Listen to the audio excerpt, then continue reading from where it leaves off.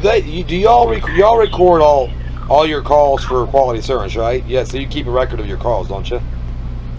Yes, sir. Mm-hmm. So, I want to make sure I understood that right. All the calls when we called in to any of these, like Encore and Equity Lifestyles, all that, everybody records calls for quality assurance, so that way if they have to refer back to them, they can have them, right? Correct. Okay. Mm-hmm. Okay. Okay. So okay. You're Crystal with Equity Lifestyles, or you just with like Thousand Trails? I'm kind of confused on which. No, Equity is the blanket company, and then there's a couple other companies below it. Which one are you with? I'm with the Equity Lifestyle. Very good. The parent company. Yeah. Excellent. So, to summarize why this is even a big issue, or why I wouldn't just walk away from the situation and never look back. The holiday travel park is in an area that is primarily 55 and older. Well, my dad is aging out right now, and we bought an RV park way out in Arizona. We stay there; it's ours. But we came out here to be closer to him, and there's very limited amount of places that are family friendly. So that give you a little understanding of why this one is so important that I wouldn't just turn my back on it. That being said, when we first made a reservation at this park, we had our vehicles from Arizona. It's a ranch truck, it's a dually. It's a ranch truck. I don't know how to explain it. It's not beat up. It's restored and all. It's a vintage truck. It's what we use out in Arizona. But that was a problem for apparently a very small amount of people. We hadn't checked in yet. We just parked at the grocery store in front of the park, and we made our reservation online. But when we show up to check in, we were told by the assistant, not Krista, but she has an assistant there, and we were told that under no circumstances can we check that truck in. And I said, well, hold on, we have a trailer attached to it and reservations, and what's wrong with the truck? And then she said, well, there's a shed built on the back. And I'm like, well, there is, but I can cut the shed off and put it in storage. I mean, I don't have to, that's not a problem. What's wrong? It's a nice truck. What's wrong with it? And there's no really answers, but I wanted to please Krista. I'm not trying to start out a relationship with anybody on the wrong foot. So we're very compromising, especially with property owners. Like I said, in Arizona we have a property, and if somebody doesn't meet our aesthetic expectations, we're very reluctant to rent them a spot as well. But our trailer is nice, and anyways, we moved forward and we checked in. We never brought the truck here. Instead, my wife has a box van that was towing her store, because she has a retail kiosk that she tows around the country for gem and mineral shows and jewelry. She does jewelry. And so we didn't park the truck here. Truck actually went to a transmission shop to have a brand new transmission put in it so it can do more years of traveling. It just got done yesterday. And Krista calls yesterday morning and talks to Michelle, my wife. And I didn't learn this until I got back I was at my lawyer's office. We have a family lawyer. My dad's aging, like I was telling you, so I have lawyer appointments all the time and doctor appointments. But I get back from the lawyer's office, and and Michelle says, well, I just got a call from Krista and says, they won't renew our reservation after the 18th. And I said, well, she promised me 6 months. That we could just renew for 6 months, and that's the longest we could stay, because I guess they have snowbirds or something. I'm not really sure, but it seemed very anecdotally done. Like everything seemed to be like, there was very, very much decision making being made at a very discretionary level. But we did. Now, we do only allow people to go I call it month to month. Yeah. For 6 months. Okay. At the end of 6 months, then you have to move. You have to. Okay, so that was something she. Gotcha. And then there's a what is it? You're considered. That's considered seasonal. Okay. So they have contracts and stuff like that. No, that makes perfect sense. Now I understand where the 6 months came from. That makes perfect. And thank you for explaining that to me, so I can make sense in my mind. Which is still fine though, because like I said, I'm only here to get my dad's estate done and things like that, and so so I'm not here for long term anyway. So we moved in, and we haven't had any problems. Now, I have a 13-year-old son.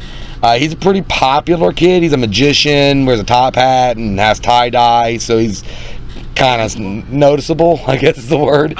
And the other kids around the neighborhood seem to resonate toward him. There's nothing wrong with that. No, I don't see anything. You know, my kid's a good influence, so I would hope that they would follow in his footsteps too, because he's learned right, and hopefully it stays that way. He's just 13 now, so hopefully it continues in that momentum. But regardless, right now he's a good kid, and there's been no complaints about Blade. Now there have been some complaints about the younger children, but I don't know if they're genuine or not. They're not my children. They're another lot here that has on a 2-week in, 1-week out thing, but they keep getting put right beside us. Yeah. Okay. So the 5 and to let you know, at all of our parks, kids under 18 have to be under supervision of their parents. They can't just run wild. They have to be under an adult supervision. Oh, so okay, I did not know that. I did not know that after. So from the age, you said any minor at all, you said under the age of 18. Right. So it's not really family friendly then. It's just you're allowing families to come in. You're just I'm just trying to negotiate the wording. Families can come in, but you know the children can't hang out together. I'm just trying. But under adult supervision, that's fine. But the kids can't just hang out and, you know. Hey, Blade, you hearing her? This is Krista. This is Crystal. I'm telling my son to come here and listen too, because it's important. This is Crystal from Equity Lifestyles. They own this property.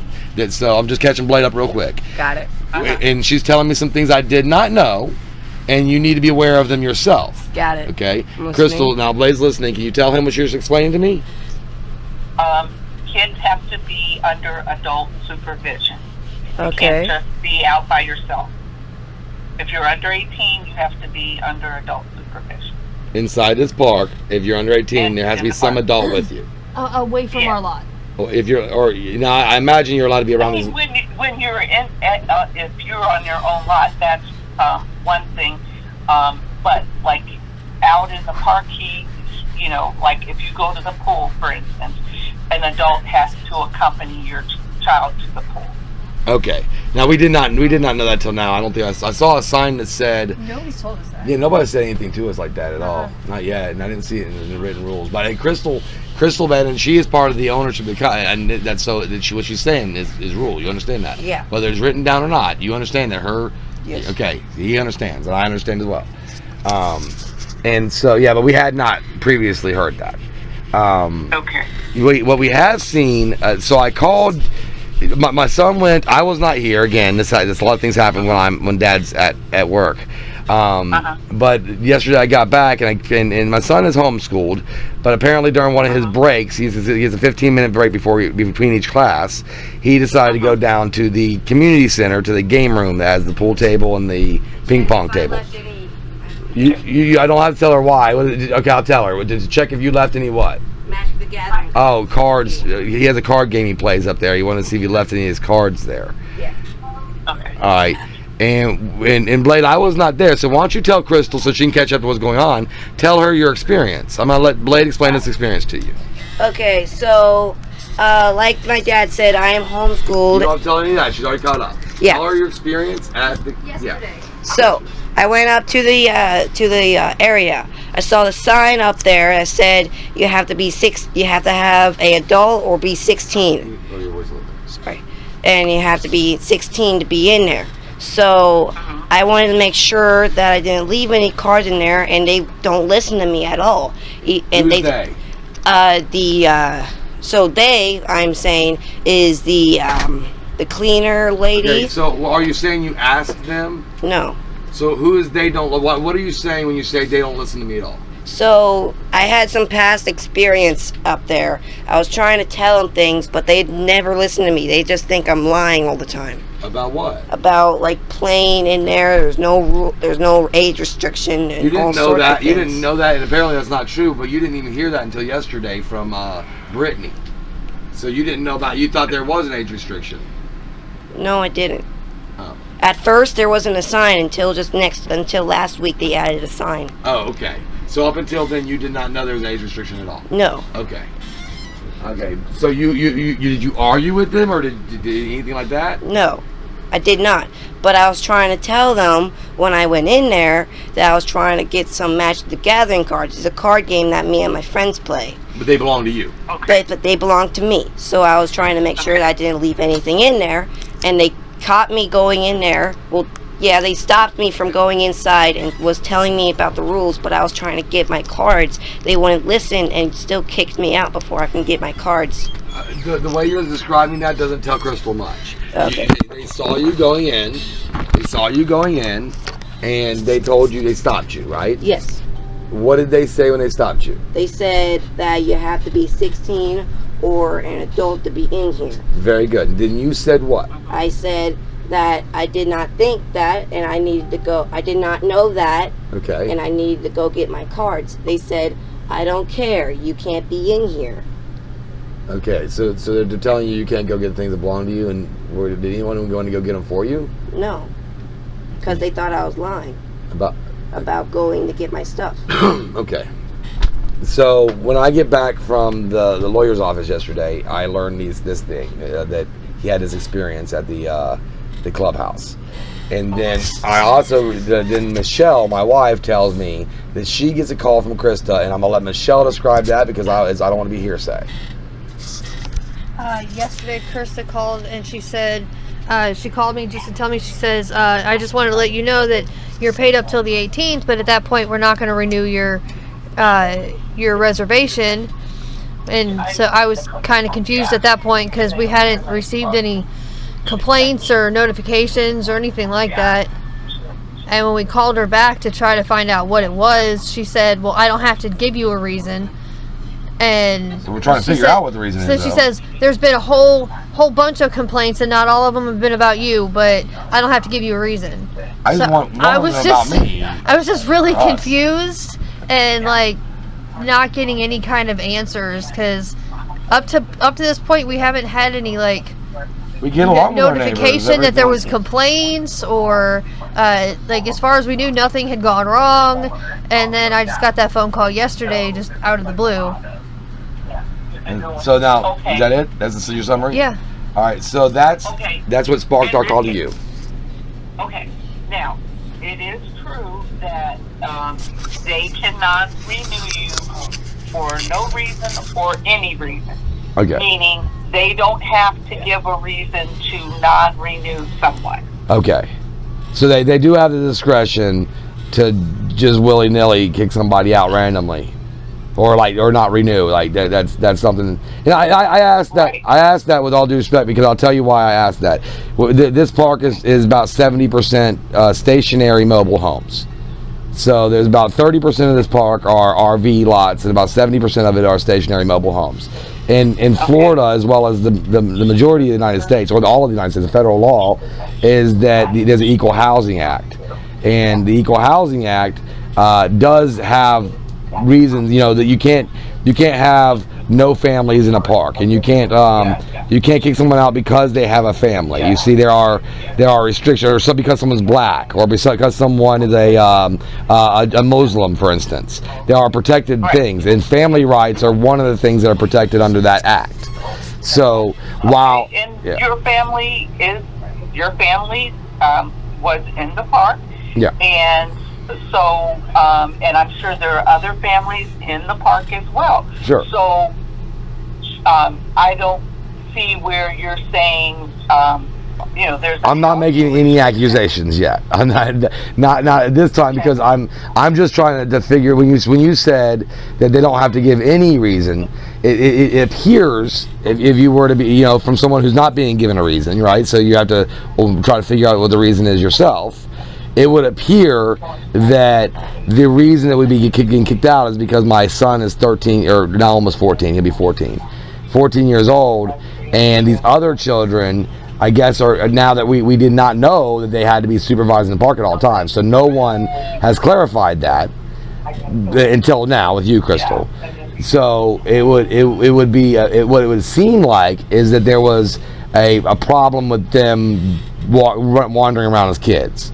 I guess the oldest one is 16. That's Peter, the brother of the two young ones, and they come in every 2 weeks or so. Whatever they're membership people. And it seems to be he's 16 and he's the oldest. Now my son has been raised building a ranch for the last 10 years, so his demeanor and his property, his respect for property is probably higher than many kids his age because of the environment he's been raised in. But that being said, if there's a rule, there's a rule, and we are 100% respectful of all rules. What I would like to bring to your attention is something that if you look at the Facebook group for this particular RV park, or talk to people when you're walking your dog, what you'll hear is the terms the Krista gang, and there are people who have moved out of this park. One specifically that seems to want to chatter a lot, that moved to Dunedin and has referred to the Crystal gang getting her kicked out. Another one that we met at Winn-Dixie when we were grocery shopping said that he used to live here, but the Crystal gang got him kicked out. And I had never heard, or Krista, not Crystal, I'm sorry, I'm talking to Crystal. I had never heard, and I've been RVing for 15 years, I mean, I've never heard of a manager being referred to as a gang leader. That was very new to me. And then when I finally today I posted, I said, this is ridiculous that no one's being told any answers, no one's done anything to violate rules. We're very respectful. We like the community, we like the people we've met here. We've had very good interactions with everybody. I've had one lady who doesn't like me. You have one lady that doesn't like you? Pointing out things that She points out things that you've done that you don't like, that she doesn't like? Yeah. Well, that doesn't mean that she doesn't like you. That's a Karen. Are they against the rules, or were you doing against the rules? No. Are they disrespectful to most people? No. Then it's a Karen. The idea that there's a manager that is a Führer is a little disturbing, you know. And I called in and they told me on the phone that there were no restrictions at the game room for age restrictions, and that was yesterday. Now I'm late. I don't need your amendments right now. I'm sorry. So I talked to Brittany yesterday, who told me she didn't see any notations of age restrictions. But again, Crystal, I'm not disputing what you're saying in any way, shape, or form. If you say the kids need to be 18, be supervised by an adult, that's the way it is. Just so we're clear that I'm absolutely not disputing what you're saying. But up until this moment, you know, no one knew that. Is what I'm trying to get at, is that no one in this park. It was not communicated. But to us or anyone else. I mean, these kids. It's not on like the sheet with the rules and everything that you're given when you check in. It didn't say anything like that, because I've read the rules. Well, and the previous kids that live here are already getting together and playing together. Blade didn't like invent the children playing together. Yeah. He has been desperately looking for some kids to play with because we've been building a ranch and on the road. And there's nothing wrong with that. I'm just saying the rule, you know, and this is not just this park, all of our parks. I believe it. Need to be under supervision of an adult. And so yeah, I believe that. Him playing with other kids, there's nothing wrong with that. So long as there's an adult person. Peter, the 16-year-old, he's a very mature 16-year-old, but he's not 18. When you said the word 18, that's why I took note of that, is that you're saying... I said 18 and under, yeah. But they're saying for that game room, is what I understand, for the game room, you have to be at least 16 is what... Apparently that's a new rule. Well, if it is, you know, it is a rule. No matter if its authority is given for a rule, it's a rule. It's just, again, Blade said there was no communication of that either. Right, no signs and no communication of that, and then we didn't see that written in the rules that we signed up for. So you know, you can only follow rules that you know about. Exactly. So we're more than accommodating to respect rules and regulations of any community that we happen to be a part of. You know, we're not rebels. So no. So, but what you are implying is that that I think you're saying you believe it's because of being in the game room. I don't know. Why you're being not we renewed. we don't know. I mean, no idea. because Blade told me that that happened after you got the call. Yeah, he said it happened right after. Because I got a call, and then he came back, and that was like 45 minutes later. Okay, so we don't know if that's the reasoning. We really just don't know. What I was saying in the beginning is that when you're not given a reason, you're trying to figure out what could you have done that would upset someone. You're trying to figure out, what actions, and you're going your brain. It's kind of like I'm a man and married. I don't know if you're married or if your husband's like me, but I'll ask Michelle, why is she mad at me when she looks mad, and I don't get an answer to that. So I start confessing basically everything I've done that might make her mad. I might hit the nail on the head. I don't know, but a lot of times I don't. A lot of times I'm confessing things that she didn't even know about, nor did she care about, and I'm making them into a mountain out of a molehill, and I shouldn't be. So that's kind of why I am asking the management to say, hey, what is it that's disturbing? What did we do wrong? And what Krista said, because when she did give me some type of reason. She said, I'm not going to go round and round with you. I said, I don't want to go round and round. I want to know why we would have to change our life up. We had plans to be here. My dad's a mile and a half away. I get his estate done, and we made reservations. We're paying our bills. What are we doing wrong? Matter of fact, we're paying way more now than we were paying because we're paying month to month instead of having to leave every 2 weeks.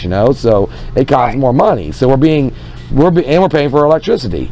So we're being profitable, and this is a time when the park is at a slow season because it's summertime in Florida. So it's only about a third capacity. It would seem antithesis to want to kick someone out of the park unless they were a problem. And so that was basically what I was seeking. She said, well, you agreed that we wouldn't have the vehicles in here, and your wife's van's been there. I said, well, I agreed not to have the truck with the shed on it in here. That was for sure. And then now, since then, it's been to the repair shop, and the shed's been cut off, and it's a normal truck again. What I didn't agree to was to have no vehicle at my home when I have an autistic daughter. Who has medical appointments. I have an aging father, and I have a teenage son that could very well break his leg, break his arm, very things that teenage boys do. So that was, but Krista said, well, there's not enough spot in the RV lot for the van. And I said, well, I wouldn't hang over our RV lot. I wouldn't do that. So, I would store it or something like that if that was the case. But that wasn't the case. The van fit perfectly in the RV lot. It was not hanging over. It was actually further back than it had to be. So that to me solved her problem with the van. She never said, well, it has nothing to do with the size. It's because it's a box van, or because it's purple. It's my wife's van. It's purple. She's a purple person. And she didn't say like the color scheme is wrong, or it's not the right. She didn't give me any reasoning other than it was too long for the RV lot, and we made sure it wasn't, and it wasn't. And it does seem productive, and we don't. This neighborhood has all vehicles. I mean, like we don't stand out in this neighborhood. I don't know if you've ever been here before. Have you been here? No. Okay, yeah, this neighborhood's got 19. It was recently purchased by Equity, and it's got like 1955 trailers, maybe 70s. Some they're probably remodeled in the 70s, but it's not one of the we stayed at Orlando, and Orlando doesn't have their park models are all pretty new. I mean, they're in the 2000s. They're pretty new park models. That was the one down in Claremont. And in that case, they had much stricter expectations of what you could come in with. And we've even seen RV parks where they say if your RV is over 5 years old, you can't bring it in. That was up in the Redwoods. So, right. So we've seen all kinds of different restrictions at RV parks. But mind you, that this is not it may be an RV park. I don't know what the law reads in Florida. I haven't even read it. It is an RV park. Okay, so you can have 70, because there's 70, maybe even more percentage are stationary park model homes. It would still be an RV park? They're called annual. Yeah, okay, I get it, but they don't move. They don't move. Then they're here permanently. They live here 12 months a year. That's annuals, I guess, and they don't move. I don't know how, and I'm not disputing what you're saying. You probably know way better than me. I don't see the difference between that and a trailer park. But maybe there is. I don't know. There is a difference Okay. because they're guided by the rules of an RV park versus because we do have Manufactured homes. I know you own those too. manufactured homes, Yeah. right? And they're under a different set of rules and regulations Okay. than an RV park. Mm-hmm. Okay, so but in this one right here would lawfully fall under an RV park, not a manufactured home community.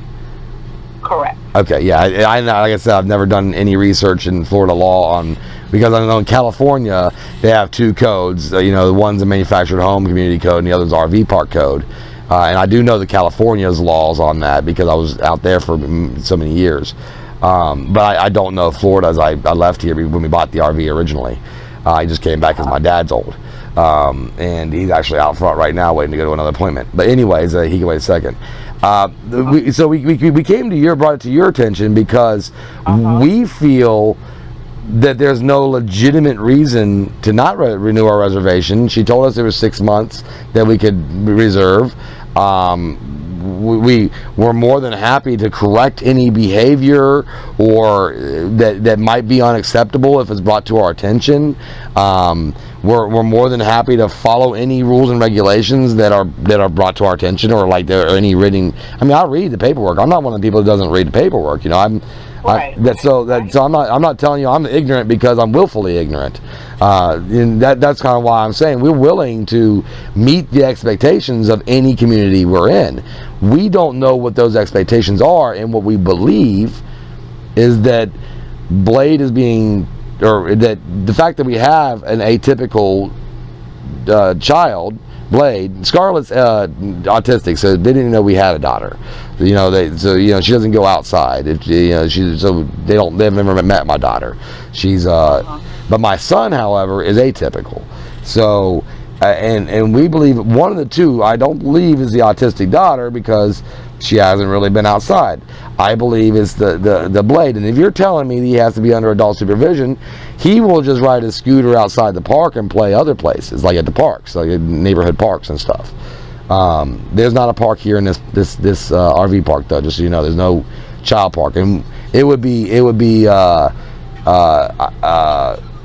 my diligence that I would then notify the traveling community, the RVers, through our we're part of groups. Like we go to Courtside every year. We go to, we do Schoolie Palooza. So we have a school bus on our ranch, a converted one. So we do Schoolie Palooza. We have a bunch of groups on Facebook where, travelers help each other out. I'm sure if you're a traveler, you understand what I mean. There's a community of us that talk to each other about what is and is not right.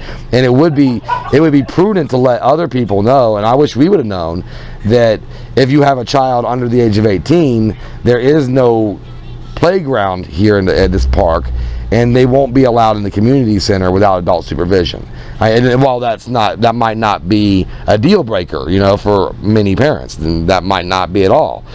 To me, it seems a little creepy to be over my son's shoulder at 14 years old. He met a little girl here named Abby, and I think that it would be super weird to be standing there watching them while they be 14-year-old lovebirds. So that's only what I was getting at. Why I was a little taken aback by the idea of the children having to be 18 years old to be to be unsupervised. But again, your rules is your house, your rules. But the community does need to know this, because it's right. How we make our decisions on where we will support and where we will stay at, because it's not just that we're looking for a place to stay. You're looking for a profit, so this is I own an RV park, or I own a big part of land that's becoming an RV park, so I understand the idea of land management, and it is not a one-way or two-way street. If I only have 30% of my RV park filled, or my lots, I have bills every month coming from the county, from the state, from the feds, and they all want their money, the bank, and it would be antithesis of our ideas to refuse to take money from a good community member, you know. And so the question to me, for if I were equity, and I'm not equity, but if I were, or lifestyle equity, I believe it is, but if I were your company, would be, is this a good community member? Or, you know, what is the reason that this is even coming up, you know? But like in our RV parks, you know, they don't have to give a reason. Yeah. That's just how it's always been. It's like, you know, you come in, say you're a regular camper, you come in, stay 2 days, and you go, and that's it. So, you know, they're saying they're giving you time until the 18th of Sure. June, and you know, that's her decision. It could be, like I said, no reason, or it could be a reason, but they don't have to give a reason if she has non-renewed. Well, but it would be convenient to avoid any like discriminatory liability by not giving a reason, instead of saying it's because you have children, right? I mean, there are children in the park, so it's not like they're saying, "Oh, we don't allow children." They must be supervised, but that's, for your child's safety and for the safety of the community. That's why we say under adult supervision. Okay. Yeah, and I wish that would have been relayed to us prior to this conversation. I mean, right. And yeah. I'm gonna have a conversation, because, you know, if these are the rules, they need to be clearly stated. Yeah. When people come in to the park, that you know, it's fine, you can have kids, but they need to be under adult supervision. And your son was saying the game room had no sign until recently. Yeah. That states you must be 16 or older in order to be in the game room, and if he's in the game room under 18, then he needs an adult with him. And so I'm going to speak to the manager regarding that. Like, you need to clearly state that, so that you know, there's no issue with any of our customers coming in. So everybody knows what the rules are. Yeah, what the expectations are that they need to follow. And then I would offer you know, obviously I don't know if Krista thinks I'm litigious. I am a little litigious, don't get me wrong. I believe that in America we should be all treated very fairly and equally, and so I agree with that. Yeah, I'm quite litigious in that regard. So I do understand Krista not wanting to have a debate with me, or, you know, go however I think she used the word, go back and forth with rebuttals. I mean, it's a lot of words to describe arguing, but she didn't want to have an argument with me, and I get that, but I would like to offer the resolution that, to make it clear what the rules are, and then the expectations of following them, before using improvisation to have rules that we weren't aware of, and then utilize them as, well, I don't know what we're getting kicked out for. So to utilize some unknown discretion do you know what we're getting kicked out for? I mean, it sounds like no. You okay. No, that's why when you were saying certain things, I said it sounds like he thinks that you were non-renewed because of your child, and you know, I mean, I don't know the reason, but I just, you know, based on the conversation, I'm like, child needs to be supervised. Okay, sure. I did, you know, there have a rule at the rec room. You must be 16 or older, and if not, an adult present. Sure. But I don't know the reason why you were non-renewed. Yeah, because it sounds like these are new rules that we are just being made aware of in this conversation. So yeah, good. Right, and then well, because you were leading into it's because of your kid. I don't know the reason, and so I'm saying, that's why I'm saying here. Krista said the reason was our vehicle, that her box van was in the RV park. So I'm wanting, and that was the reason she gave me the authentic, that was the only reason she actually gave me, and was because of my wife's box van. We have two vehicles. We have a truck. We have a 1995 Ford F-350. It's the best F-350 was ever made. It's got the International diesel engine in it. It's the truck I wanted. Is a Holy Grail truck. But it is a 1995 truck. So we have that, and then we have the Michelle's Crystal Kiosk box van, which is a box van about 12 foot long or so, that carries her back stock for her jewelry kiosk that she tows behind it. The jewelry kiosk is at her shop, because she has a shop here in town, and so she parks the trailer behind the shop, and now the van is there too, because after the conversation with Krista yesterday, I picked up my truck from the transmission shop, and we would just replace the van with the truck, because then it sounded like the van was contentions, but the truck no longer has the shed on the back of it. So she sounded like she had a problem with the shed on the back of the truck, and she had a problem, and I guess now she has a problem with the purple. I don't know, but her reasoning with me was, you said that you wouldn't have any vehicles here, and I'm like, well, that's an unreasonable expectation to have no vehicles on site. She had initially said that she didn't think the box van would fit. Yes, she didn't fit. See, on the whole vehicle thing, I can't comment. I don't know. I know at some parks they limit how many vehicles. Is that ever limited to 0?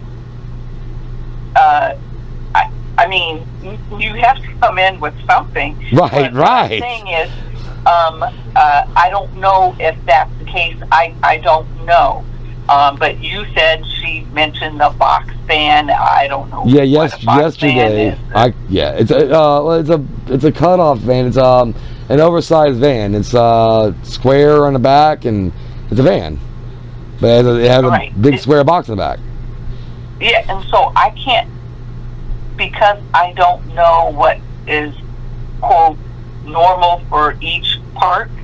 I can't comment on the reasoning behind that or anything like that. I just can't, because I don't know. Right. So what I did to try to mitigate that, just so you know, while I was trying to explain, is that I don't even know either. I know that when she originally mentioned the box van, she was talking about the space that the RV spot had, and make sure that it would fit, and it fit well, very well. And so that to me seemed to be the issue to begin with. She also seemed to have an issue with that shed that was built on the back of the truck. It looks great in Arizona and New Mexico, maybe not so much as Florida. I understand where she's coming from. The aesthetics aren't right. So we actually cut the shed off, and it was no longer on the truck. So when she mentioned the van, that yesterday, the only reason, I don't know if it's authentic or not, the only reason she gave me was that the box van had been here the last month that we were here. I took it upon myself to mitigate that, and we moved the box van over to her store, and I went and got my truck out of the transmission shop, and that's what we have, but it has no shed on the back. So now it's just a 1995 F-350, which is a very normal truck to tow an RV with. I mean, it's probably the best-selling truck to tow RVs with in the history of trucks. So, so it's as common gets. That to me, it would solve any issues that she might have with the van. But all of these issues are being brought up, like, if that's what I'm saying, they're not being brought to our table to correct. We were just met with we can't renew your reservation, and that seemed. It seemed erratic, impulsive, and with very much discretionary authority, and to me, a corporate brand such as Equity Lifestyles, Thousand Trails, a corporate brand has value in the way the traveling community sees them.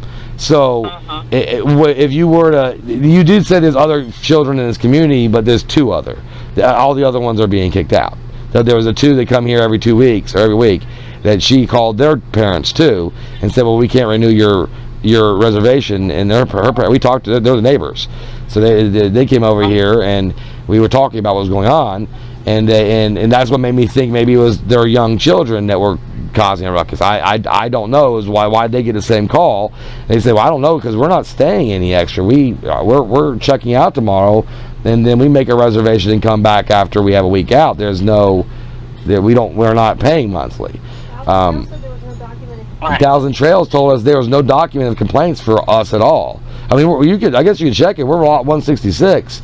We're trying to track down some type of reasoning on why this would occur, because if Thousand Trails, if it's sporadic, if they're trying to create a 55 and older community only, let's say that. Let's put that on the table and say this is what it is. We would like to see our communities be the majority or vast or all elderly folks, and that the elderly folks don't like kids running around the park, and it's antithesis to our goals. If that's what it is, let's just say that. If the goals are to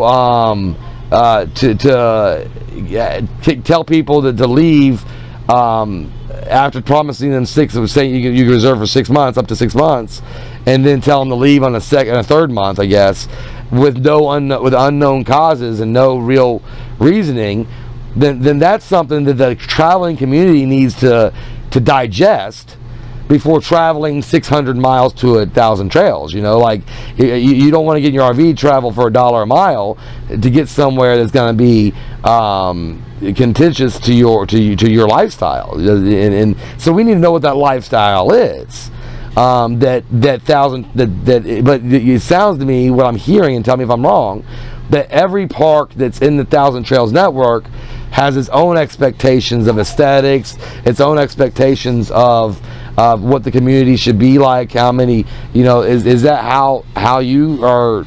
That's how you're portraying it to me. Okay. Now we, I'm going to say this: it's not each one, because as they say, beauty is in the eye of the beholder. Yeah. But we are trying to, and this is all of our parks, trying to get in nice looking vehicles. Okay. And like what may be okay at one property to someone else may not be. I mean, we're trying, because I doubt we could ever achieve perfection, but they are trying to have decent. So you want new RVs? No, and I hear what you're saying, because I mean you can't get perfection, because what I would think is perfect and what you think is perfect are 2 different things, right? So right, that's exactly. But like in a lot of our parks, they won't allow converted buses. Right, they used to years ago, but they stopped doing that. And I trust me, being on the road 15 years now, or almost 12 years, I know I've seen the changes in the type of school buses that have been converted over the years. I've seen electrical issues from DIYers not doing their electrical right and messing up shore power. So I do understand concerns when it comes to the converted school buses. Like there's a place, the KOA up in Northern California, which is like a hippie haven. They have a rule that says that you have to have a Silver Star, a manufacturer of your RV. They won't take any, because that Silver Star says that electricity was done by an electrician, and that made perfect sense. I'm like, I can't. Right. Yeah. So. Yeah. So yeah, I get it. What I'm trying to say to you is, because it's an RV park, they don't have to give a reason why they're non-renewing people or whatever. They at our RV parks, they don't have to explain. Right, but they would have to explain it to you, though. Like, I mean, I hear what you're saying, that they don't have to explain it to me. I'm just a customer, and what kind of Yelp review I leave is that's my redress. If I feel grieved, I have redresses, whether it be with the courts or it be with like the online review sites. There's a consumer redresses, but it's not with the park, is what you're saying. But with you, though, you will get, because you've been there, you will get a survey from us. Oh, I'm not talking about internally. I'm not talking about, so in the consumer world, the consumers they redress their grievances in public. So if they feel Exactly. yeah, And this will be public. It's Right. still like once you leave, we send a review. It's public. yeah, but my voice is loud. What I'm trying to get at is I don't need. I'm trying to say is, if I felt grieved, and that's why I record all my data. I know all the data that I take in, I record. All the data is then submitted to I work with the Institute of Justice and the ACLU for a number of years. So when I feel like there could be a potential civil rights violation or a federal law violation going on, I forward all my data to the attorneys there that I know. They went to law school. I didn't actually pass the bar, but we went to school together. We know each other well, and they look at it and say, okay, well, this is not a civil rights violation, but you should probably make this known to the world. And then I have a platform through Reddit, Yelp. Well, I mean, I was a data analyst and a software programmer. I had a government defense contract, so that kind of gives you an idea of my background. So when I designed my platform, I'm attached to all the review sites online, from Patch to Yelp. Yeah, so I'm patched to Yelp, to TripAdvisor, to Hotels.com, and so on. There's probably 1,200 different accounts on my profile manager that I designed the software to manage my profile and be able to project my concerns or condolences or whatever in a large scale, to mass. That's something people did years ago, and I don't know if that makes sense to you, but yeah, that's something I've done. So what I was getting at is, as a consumer, what we're allowed to do, and when I go to Quartzsite, for instance, and there's 2 million RVers in Quartzsite every winter, and we have a booth there, we're vendors there. So what a aggrieved consumer would do would go to places like this, and they would then protest what their perceived grievance. So they would outwardly say, hey, here's what I learned being a Thousand Trails member. Here's what I learned about Encore Parks. Here's what I understand about, and that's what a consumer can do. Consumers can also go to courts if they think that they've been legally, if there's been damages that they can seek relief from. That's a citizen's right. So Right. if they feel, and if the customer feels like they were discriminated against, by all means, that's they what can go to court. And in Florida made it cool, because Florida, I don't know if you knew this, DeSantis just passed a law late last year. It took effect this year, that the insurance companies, they used to pay for the lawyers for litigation. They don't do that anymore. So now the plaintiff, the defendant, whether it be a corporation or independent civilian, they pay for their own legal battles. The insurance companies are no longer obligated to pay that in the state of Florida, which kind of put it in equal grounds, because it used to be that million publicly traded companies, people who had they had insurance that paid for lawyers, and they would litigate you for 2-3 years until your pockets ran thin. That's not something that Florida does anymore. So we in this particular state, there is an increased ability to litigate if you feel like you've been grieved in a way that would be against federal or state law. Not to say that I would do that, but again, I'm telling you, I'm very litigious when someone is violating rights, and I don't know if you are or not. I have not looked into it, or if you're, I don't know what you're doing at all. I hope you're going to be giving Krista a call and getting her side of the situation. Well, that's part of what I do. Okay. the customer side, Yeah. and then I get the manager side, in order for, you know, things to happen, because, you know, you've just said some things to me that I do need to check into, because if people don't know, like, you know, your son said, if you're 16, or if you're under 16, you can't be in the rec room. Now, each park has something, you know, different rules and stuff like that. Well, it needs to be stated, so that people know what they can and can't do. Yeah. And so I'm going to have to talk to the manager, and it's like, okay, did you guys have it posted in a spot that everyone could see? That, apparently they did today or yesterday. I don't want to make sure that you understand. You got when Blade was telling you that. No, they did. They have posted it now. Initially they didn't. So I want to make sure that when you visualize what's going on here, because I know it's hard as a third party to visualize compared to somebody who's passionately involved with something or you know, first party. That Blade said that they didn't previously have it posted, but you said they have posted it for about a week now. I don't go up there, so I don't know. Like a week or two. right. Like a week or two, and that's a 14-year-old's perspective. So not the whole time you've been here, though. Yeah. So it happens since you've been still, here. It's a legitimate concern. It's a legitimate concern. And so, you know, I need to find out what the rules are there at that park, because each park has some slightly different rules based on what they have there. So yeah, I need to find out. We're part of a program called Waypoints, Wanderers Waypoints, which is you know, we have a privately owned property, but they're kind of a marketing company that keeps people coming there. You know, is that what Thousand Trails is for Equity, or does Equity like own Thousand Trails and Encore? Like, how is that set up? I'm not quite sure what you're asking. So there used to be, there was Buddy Rogers Properties back in the 80s. They got bought by, I thought it was Thousand Trails.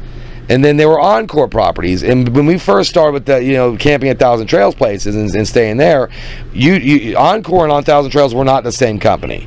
They were they were kind of partners, because we paid half price at Encore Parks when we stayed at those.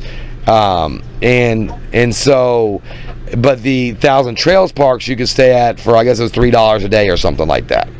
And then we didn't maintain that membership. We didn't keep doing it that way. We went and started buying property around the country and doing other things RVers do. Now recently, the reason it came back up is that we moved to this area where my dad lives, and the only one of two parks that are family friendly is this one, and this one happens to be Encore Park. Now it wasn't Encore Park even a couple of years ago, so that's something new, that maybe Encore bought it and y'all bought Encore, or the two different brands under the same publicly traded company. How is that done? That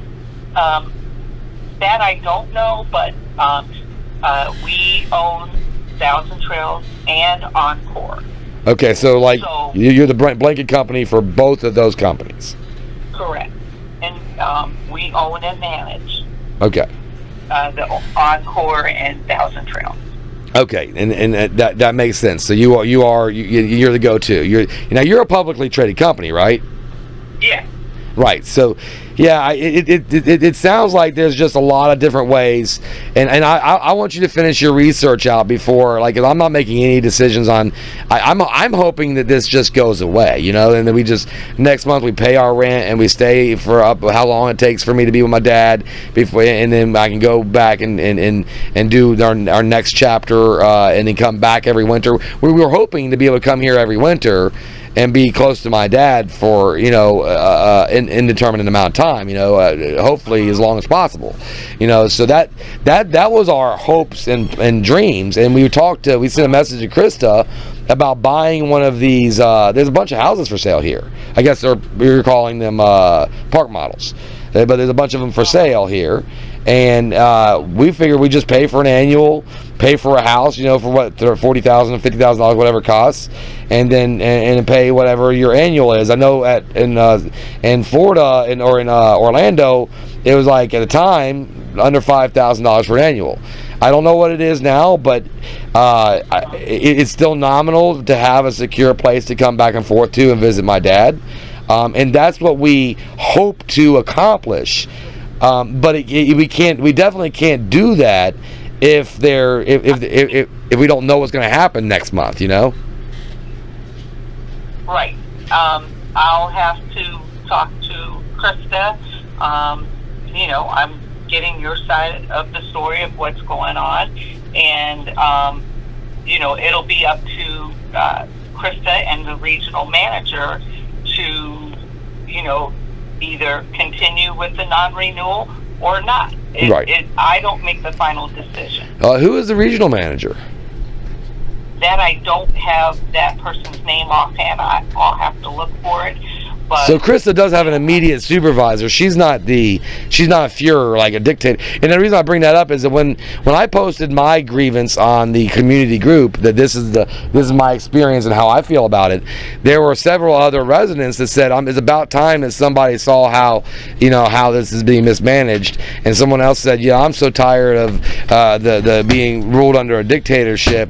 And and that was very quickly. I mean, this was at 8 o'clock this morning. And by 8:20 in the morning, there's a series of comments that are indicative of this being an ongoing issue. Is that something that you guys are aware of, or am I bringing that to your attention for the first time? That I don't know, because we have 400 plus properties, and so I don't see those. I mean, there are people here that handle that, but I don't have any idea. Yeah, so you're disconnected from that. But the regional manager she has would be more connected to that than you would be. Correct. Okay. Correct. And so at this point in time, the best thing for us to do is for me to hang up and let you do the rest of your research and give us a call back once you've finished your research then, right? Correct. Okay. Myself or the regional manager. Excellent, Crystal. I want to appreciate thank you for as much time as you've given me. That's excellent of you, and your customer service, because it couldn't be better. So thank you so much, Crystal. You're welcome. Have a good day. You as well. God bless. This is documentation on the Encore Holiday Travel Park. It's on the corner of Alt 19 and 19. And that's in Holiday, Florida, at the border of Tarpon Springs, Florida, and Holiday, Florida. And we're in lot 166. So here's our setup. Pardon, some of the tools are setting out. Some of the tools are setting out right now because I just got my truck back from the transmission shop. And my truck is F350, the OBS style, the sought after Ford. And so the back of the truck's right here. And the reason I'm showing you this is because there's some idea that was told to me by Crystal at Equity Lifestyle that their parks are trying to be modern RVs and kind of push toward the modern RV park style and not having any nostalgic or older RVs. So we're going to take a look around this park. So I contend that it's not an RV park at all. It's actually a trailer park with some RV lots. And I'll tell you what I mean. So here's the road I'm on. Now here's beside me. That's lot 160, yes, 64, 164. Here's across from me. Okay, here's one beside it. Here's beside it. Now let's go down the road and I'll show you what I mean here. These are all people who live here. They bought these trailers. They are paying lease on the land, like Florida would say is a mobile home law. And you see, right? So let's go down the road and see how many RV lots there are. Here, over here, trailer. There's 2 open lots, okay. Trailer, okay. Trailer, all right. Trailer. Here's a RV right there. Trailer, trailer, trailer, trailer, trailer, trailer, trailer. That's just on this street. There's an RV lot in the corner. That's just on this street. Now, we'll move down, further down the street after you cross over this. Hello, how's it going? We have a trailer there. Next is a trailer. Trailer. Here we got, oh, another trailer. Lake's on this side, by the way. Lake. Another trailer here. Another trailer here. Oh, and then here's your home for sale. So, you know, it's interesting as the RV park is what they're calling this. But here is a home for sale with the real estate agent. With the real estate agent that is taking care of this, selling this apparently RV at RV park. I don't know. It looks like a stationary trailer to me. Same with this one. And the next. And the next. And as you go down, you'll see that 80% of this park are stationary standalone trailers. They're not RVs. They're not. They don't fall under Florida RV law. They fall under Florida manufactured home laws. And you'll see this more here. There's somebody outside. I don't want to bother her. But you'll see every one of these are trailers. Now let me show you a little bit about the aesthetics. So we were talking. Look at that. That's almost a 2-story home. Trailers, more trailers. There's a clubhouse. And one of the things that was talked about was the rules of the clubhouse, and we'll go over that a little bit. There was complaints that there were no one's allowed at the pool unless they are 18 or accompanied by 18-year-olds. So I want to go up here and see if there's any reference to that rule on the pool. And let's see the pool rules over here. The pool rules over here. So we'll go over here and check those out. This is the clubhouse and pool area here with a shuffleboard court out back. Out here we have the pool rule to say no food or beverages in the pool, on pool wet deck, commercially bottled water, plastic bottles. So you have then no glass, bathing load, 30 persons, shower before entering, do not swallow the pool water. There's no restrictions on age here or notifying parents they need to be with their children in this one. Let's see if there is one on the other set of rules over here. They're posted up here. So we have, so here's a rule that's relevant. Persons under 16 years of age must be accompanied by an adult. Okay. And so that's the relevant rule of age here, is the under 16 years of age. On the, when I was speaking with Crystal at Equity Lifestyles, she mentioned no one under 18 could be these places without an adult.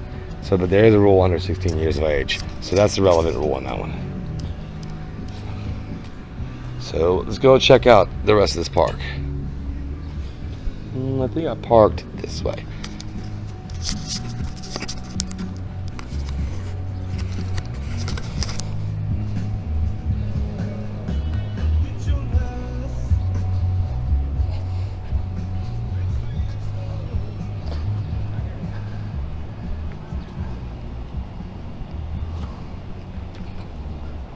So that was Krista. That was just at the front there.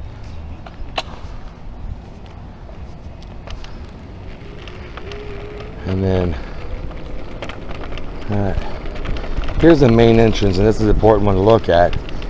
Up here at the main entrance,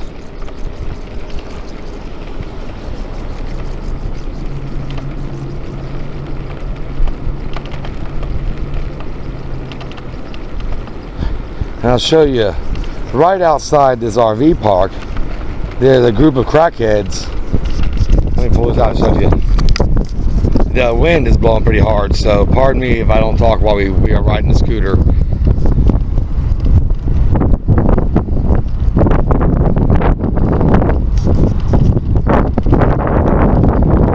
Right up here we have a Winn-Dixie at the exit. On the other side of the road here, oh, we are crackhead free right now? No, not yet. We have crackheads. So here's where the Winn-Dixie exits.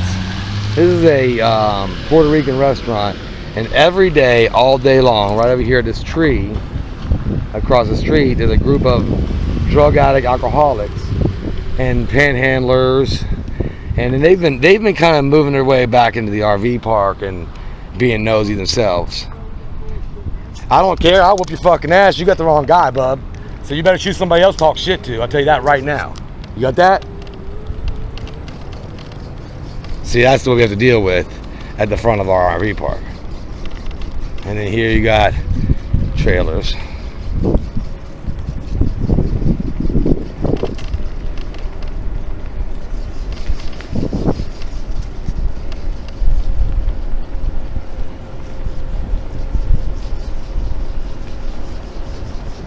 Oh, that was a crackhead telling me how I shouldn't be videotaping their crack tree. So I'm just not tolerating this shit no more. So this right here is a holiday RV park right here. So you see the vast majority of them are trailers. Here we've got a chipper, a boat, some boats.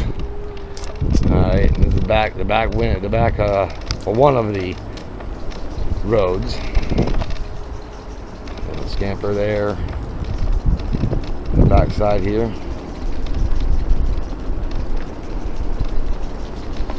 And these are all lots, I guess, for maybe vans or something. I'm not really so sure.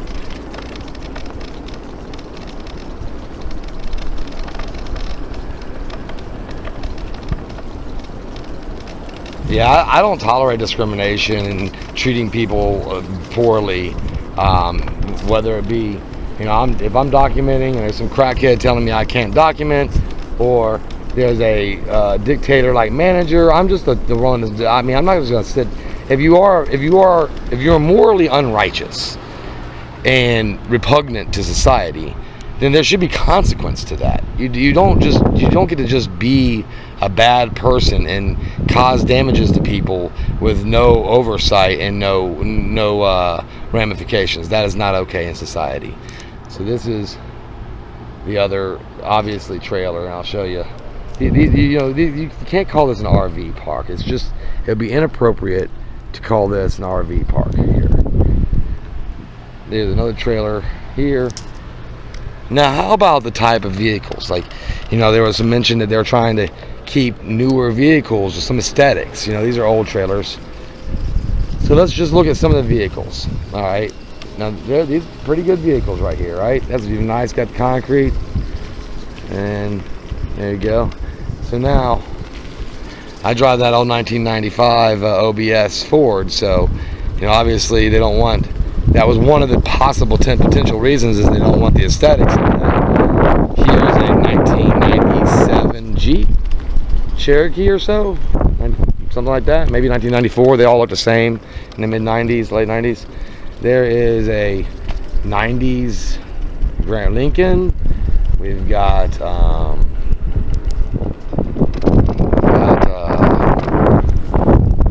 yeah, I mean, you just look and see that there's this old 1500. You can see that this is not. It's not a RV park filled with new RVs, which is what it sounded like Krista was implying. Like that's what Krista was implying, is that they're trying to create an environment like this, more bougie or something like that, you know, pompous or prestigious, whatever word you want to use. But here, I'm just showing you around here.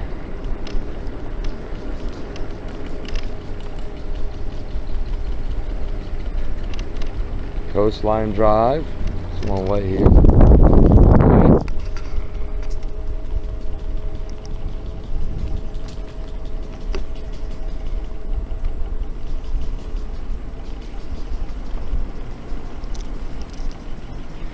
Because there's 400 or plus RV parks owned by Equity Lifestyles, and I don't think they understand that we are not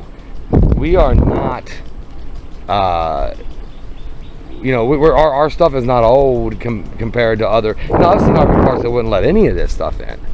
But our RV and our truck and stuff are not deprecated or old, obsolete to a park like this.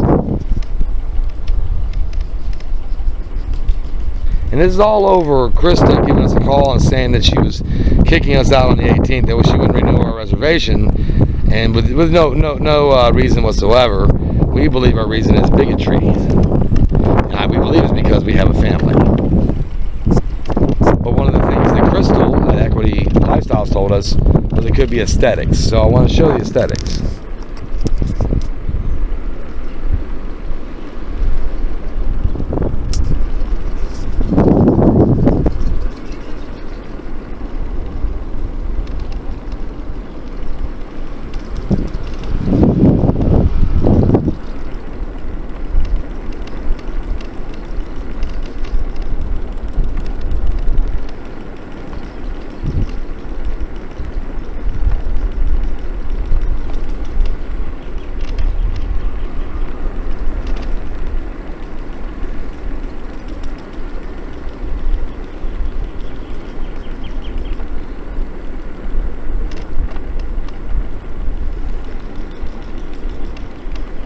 We got something ticking in the back of my back tire, and it's driving me completely crazy. I can't fix it till I get back. So this is just portion of the park I'm showing you. It's all basically the same. In your opinion, do you believe this is an RV park or a mobile home park? I got a phone call coming in. Let's see what we got here.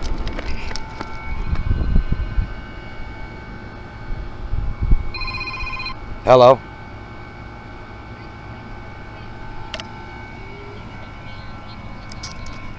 You said you canceled your reservation and we have to be out in the next 45 minutes? Yep.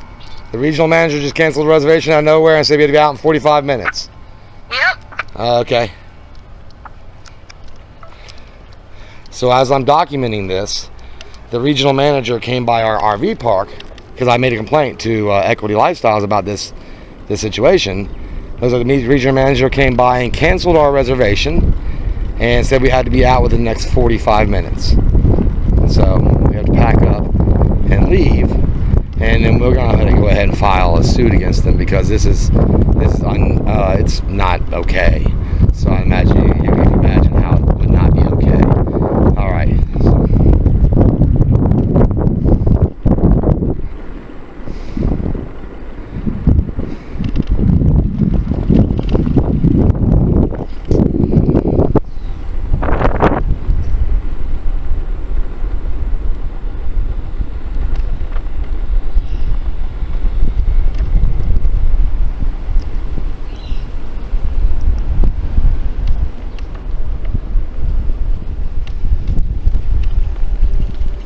So you can see this is a mobile home park, and because I'm researching it now, that they are, I don't know what the complaints were. There were no complaints, but they did say they would not continue our reservation, and I figured, okay, well, in that case, I'll document everything. But apparently, documentation of it is really bothering her, and they want us gone the next 45 minutes.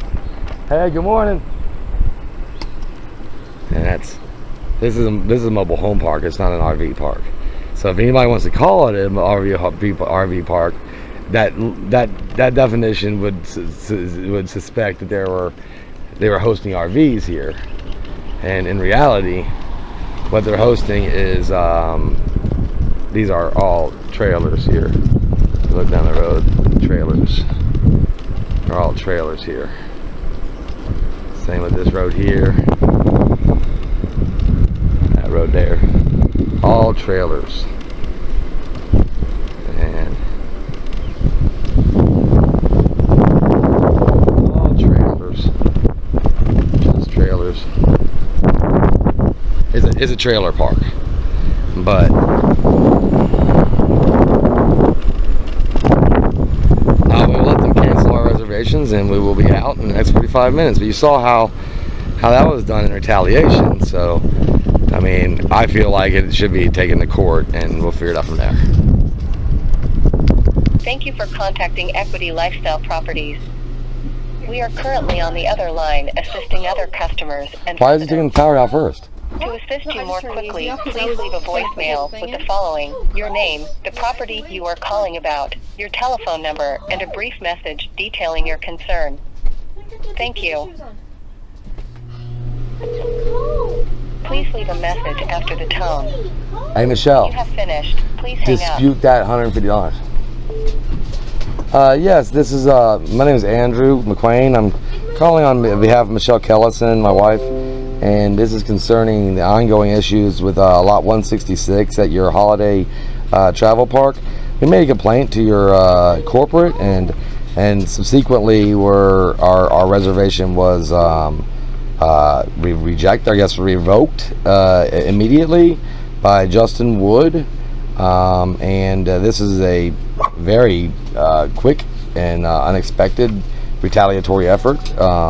If you can give me a call back, it'd be greatly appreciated. You can reach me at 928 at your earliest convenience. Thank you. You have a good day now.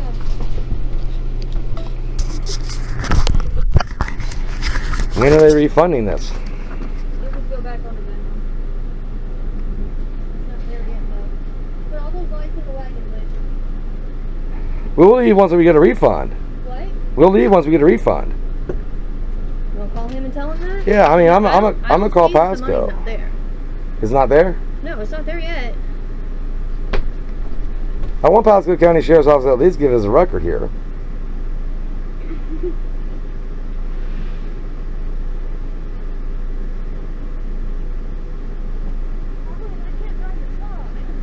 Do what? Do what? What does that mean? We're calling them. Right. When does it ever go well for us? We're still going to It does. It does. Drive the damn truck. It does. Thank you That for happens. calling the Pasco Sheriff's Office. If this is an emergency, please hang up and call 911. If you know your party's extension, you may dial it at any time. Please listen carefully to our following menu options. To report a crime, traffic accident, or if you need a deputy to respond to a non-emergency situation, press 1. For the county detention center, to find out if someone is in jail or to schedule a video visitation with an inmate, press 2. For the record section, to request copies of reports or request a background check, press 3. For human resources,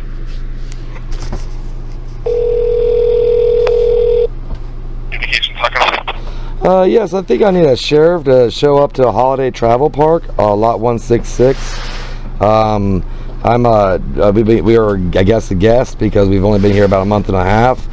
There were some issues with the management, so we complained to the corporate, and then management came over and said they were revoking our reservation. It's been paid already. It was been paid a while ago. What's the address out there, you know? Yeah, it's 1726 Aries Drive, lot 166, Holiday, Florida 34690. Lot 166? Yeah. Alright, 1 sec.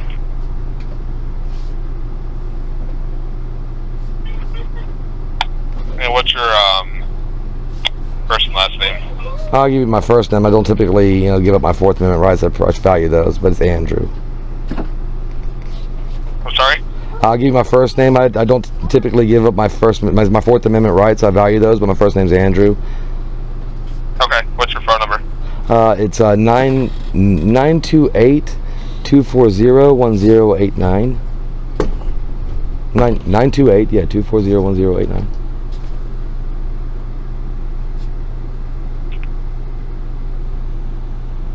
Alright, go ahead and tell me exactly what happened.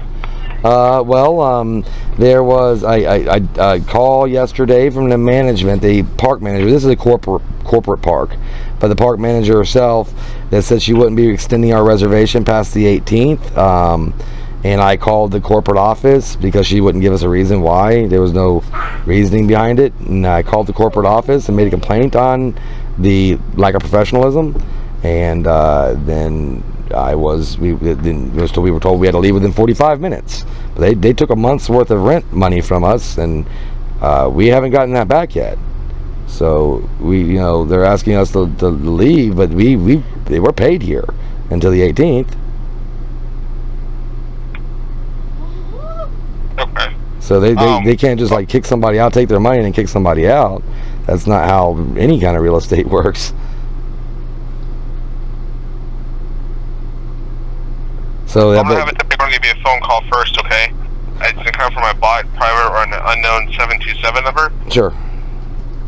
Look out for that, and they should be giving you a call to help Yeah, you out. because they're claiming this is well. I mean, I need this to be on a record. So we need an officer to be dispatched because it needs to be on a formal record.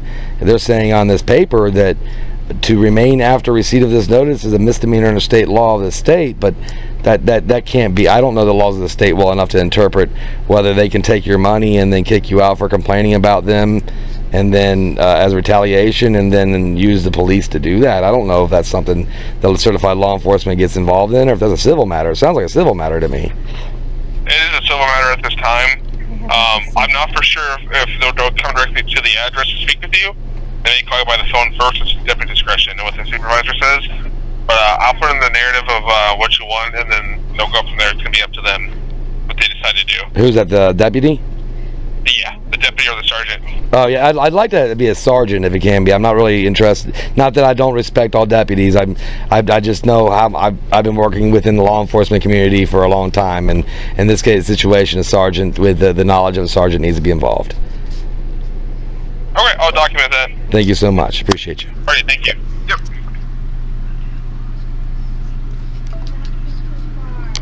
Okay, I mean, I see your call here. It looks like it's still holding for an available deputy. Oh, they are dispatching one? No, I'm looking for a supervisor. I'm not sure. Right, so she said there was a potential phone call. And the reason I'm calling is because obviously Florida has two different sets of expectations on RV parks. And when I made a complaint about poor management here, there was a retaliation to try to revoke our reservations already been paid. We haven't been refunded it or anything like that. And that falls under a different set of Florida civil codes. When you haven't created a disturbance, you're not selling drugs, you're not doing things like that, because that's what the. Well, Andrew, that's something that you have to discuss with the deputy. That's not. Oh yeah, I'm waiting on one to show up. And if one doesn't show up for another hour, I'll probably call again. They'll make contact with you as soon as they can. Okay, awesome. Thank you so much for your time. I'm sorry to call back. All right. Okay, have a good day. Yeah. You said it was Cody? Elise, I think. Police. Oh, Khalees. Okay. Gotcha. Okay. Sorry. I was actually calling because I talked to Brittany yesterday about an issue we had with, and I'll start by telling you I'm at the Holiday Travel Park in Holiday, Florida, which is one of your Encore parks. Okay, Holiday Travel. Yeah. Lot 166. Okay. And you sent an email, so she needs to know that there is an email I've sent multiple emails, actually. So you don't have to catch her up on everything in the Well, email. there may be, that's what I'm saying. Like, I'm going to let her pull up whatever she needed to pull up so you get caught up. I don't want to have to repeat myself. Oh, no problem. I'm just writing in my notes to make sure that You're caught up too. following Okay. everything that you're saying. Okay. There was a complaint. I'm her husband. I'm sorry. I'm Andrew. And I've been a data analyst for years, so sometimes I can talk a little better. Michelle is good at talking. She just doesn't think she is. But anyways, there was a problem where Krista called her yesterday morning and told her that they would not be renewing the reservation that we had. We were planning on being here at the 6 months, month-to-month basis. I'm doing my dad's final estate. He lives here nearby, and so we stayed here to do the lawyer visits, the doctor's visits, all those things. So Krista called and she said they would not be renewing the reservation, which is fine and dandy. There was no real reason behind it, but obviously by law she can do that, and she didn't have to provide a reason. But I did seek some type of reason, legitimate reason, because there was no disturbances, no complaints about us, anything like that.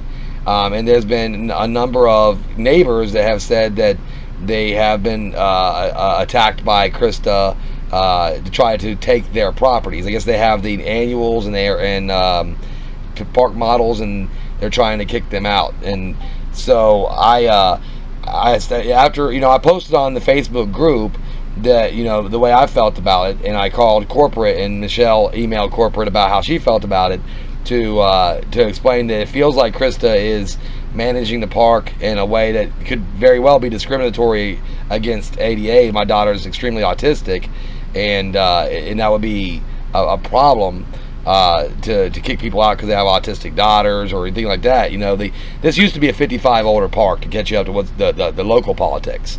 So the 55 and older park that was bought out by Encore, the elderly residents aren't too happy with the fact there's children in the park now.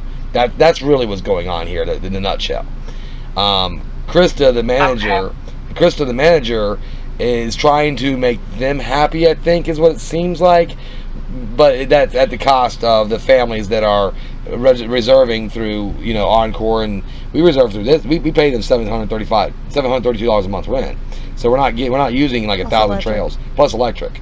So we made a complaint, and then I said online on Facebook how I felt about what was going on, and then Justin Wood, who's the regional manager, showed up today and gave her a letter which is reserved for people who may be selling drugs in a park or creating disturbances or causing damages, you know, that basically gives you the right to kick somebody out who's a problem at your park without a civil process.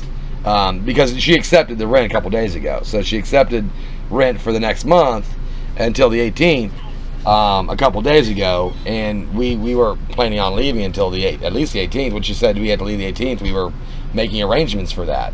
But then Justin Wood, once I made the complaint with corporate and posted online, he comes by and he gives her a piece of paper telling her basically you have to be gone with 45 minutes or we'll have you arrested. So I immediately called the sheriff's office, who said that is not how the law works. It is a civil matter unless you're doing something illegal or, you know, creating disturbances, something problematic. We're still waiting for them. And we're still waiting for the sheriff's office to show up. I don't think the sheriff's office finds it to be that important because it's been hours, 2 hours. 2 hours. And that. Yeah, so, but during this entire day, we have been reluctant to, you know, go get something to eat, afraid the sheriffs might show up. I have a problem with our slide out. I have to get a gear box for it, I guess. And we went to pull it in just in case we did have to pull out, and the slide out didn't want to retract, so I have to, Camping World's about a block up the street, but they're closed right now. And tomorrow I have to go up there and either hire one of their guys or buy a gearbox or whatever. But regardless, they allegedly refunded her a portion of the rent according to their discretion, but that refund hasn't shown up in any paperwork, or, you know, there's no refund that's actually been done. Nothing pending on her credit card, no bank transactions, no anything. And this happened while we were making a complaint about their management style, or Krista's management style, and a retaliatory effort. So, you know, you're creeping dangerously near a litigation issue, and that seemed to be a escalation of the problem, and that's the reason she's calling you back. Now I hand you back to her because that's a summary. Yeah, I would have just told you the same thing, but yeah. So let's see.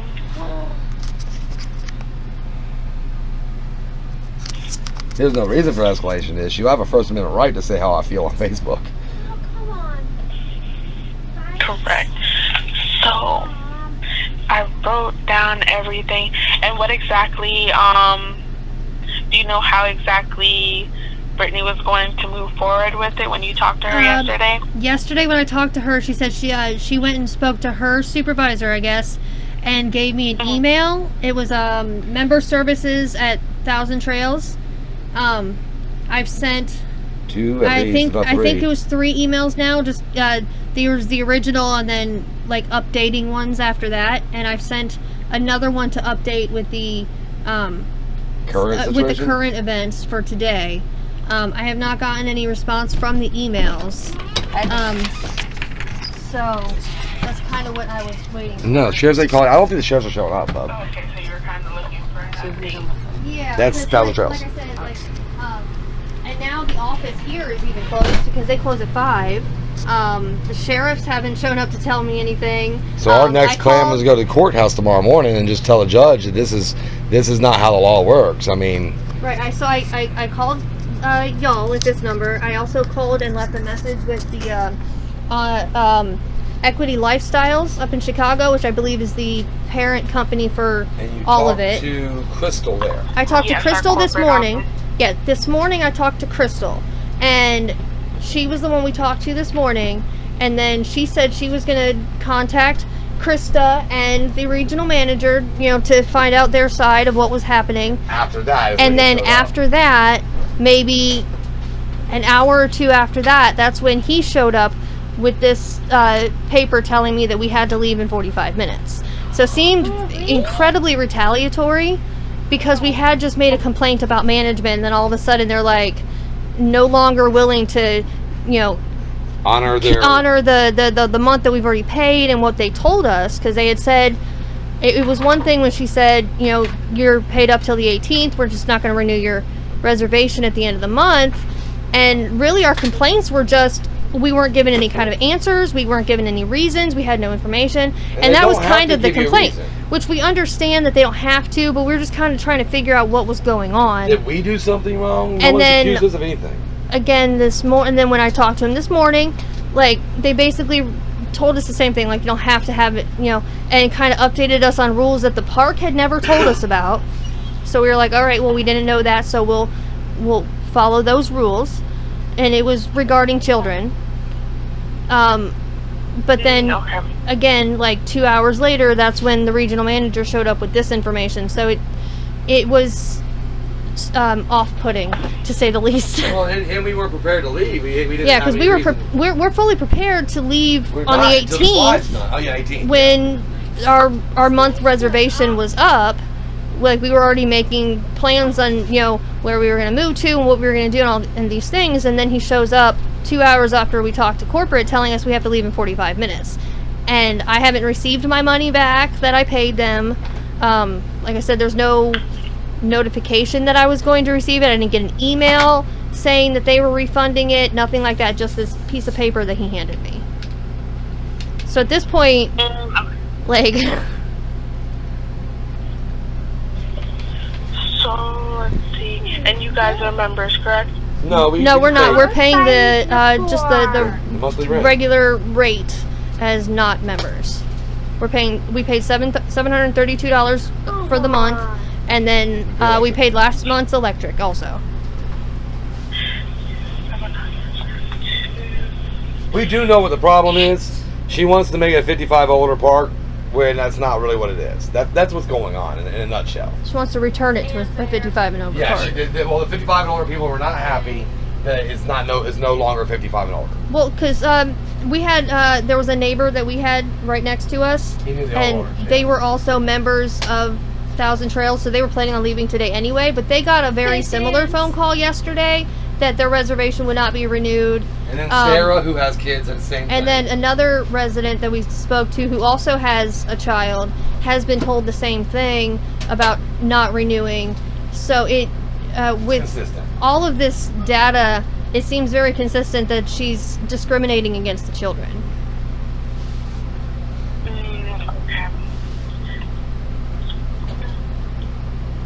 And then got mad when we complained. Yeah, and because it's against the law to discriminate against children. You're not allowed to do that. Unless you say you're 55 older park, you can't just say, "Hey, bring your kids into the park," but then we're going to discriminate against you when you do. That's not fair to the society as a whole. Right.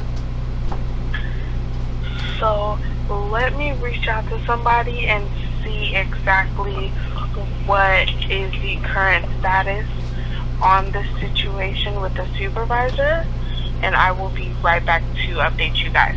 All right, Hold thank or you. Call back. On hold. My pleasure. If I could get both of your names as well, just so they have some recognition on. My name is Michelle, and my husband is Andrew.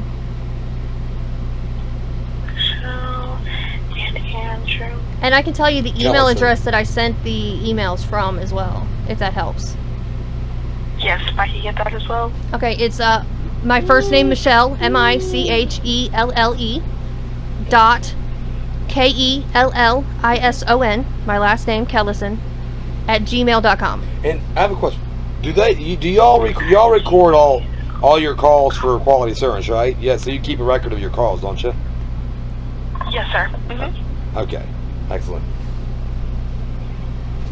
So I will be relaying this on and seeing what the status is, and I'll be right back to update you guys. All right, thank you so much. Of course. Thank you guys for holding. I appreciate your patience. Yep. Okay, hold on, something. I wanted to catch your attention for something. So today we've had a bunch of people with similar experiences that have been telling us that they have the ones with children here, and I just had another one walk by named Leah, and I guess they're checking out tomorrow, and her and her sister had a similar issue up at the clubhouse. I guess they were yelled at for being in the clubhouse, and there's updated information that apparently there's some teenagers on the other side of the park. I've never seen these teenagers, but I have heard them at the pool that are rambunctious, and possibly all of this is related to them causing issues. We don't know where this park's got probably 700 spaces in it, and this is some kids at the other side of the park, so our kids don't associate with them because they're never over that far.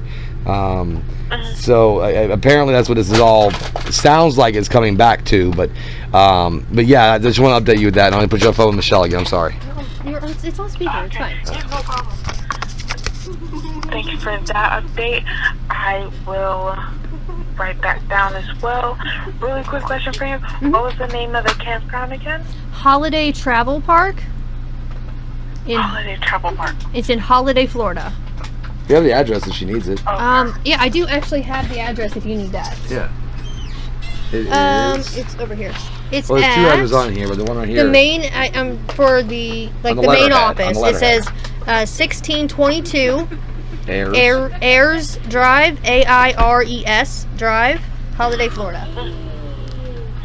Okay. So let's see.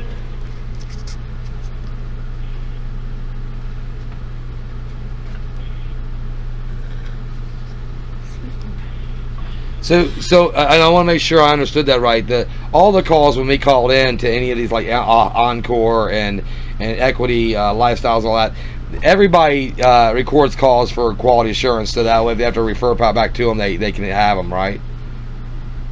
Correct. Okay. Okay.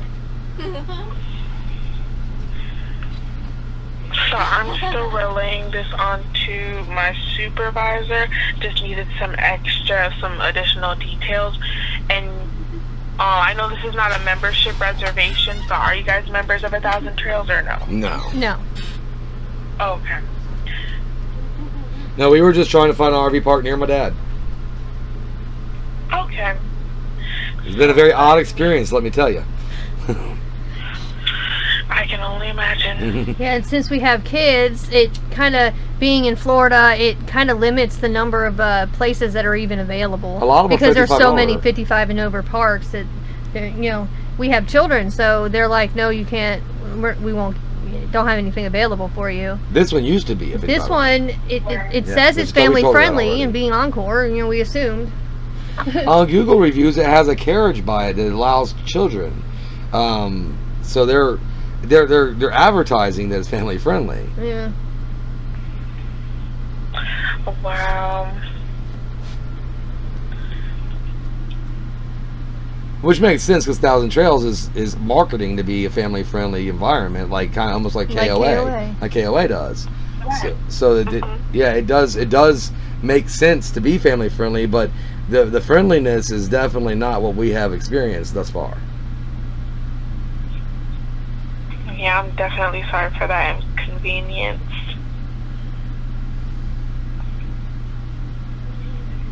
Okay, it looks like my supervisor's gonna call me, so I'll be right back. Oh, absolutely. Okay, thank you. My pleasure. Converted it over to more higher ups, so there's not too much of an update just yet. Okay. But there should be some updates coming very soon, most likely either tomorrow or 24 to 48 hours.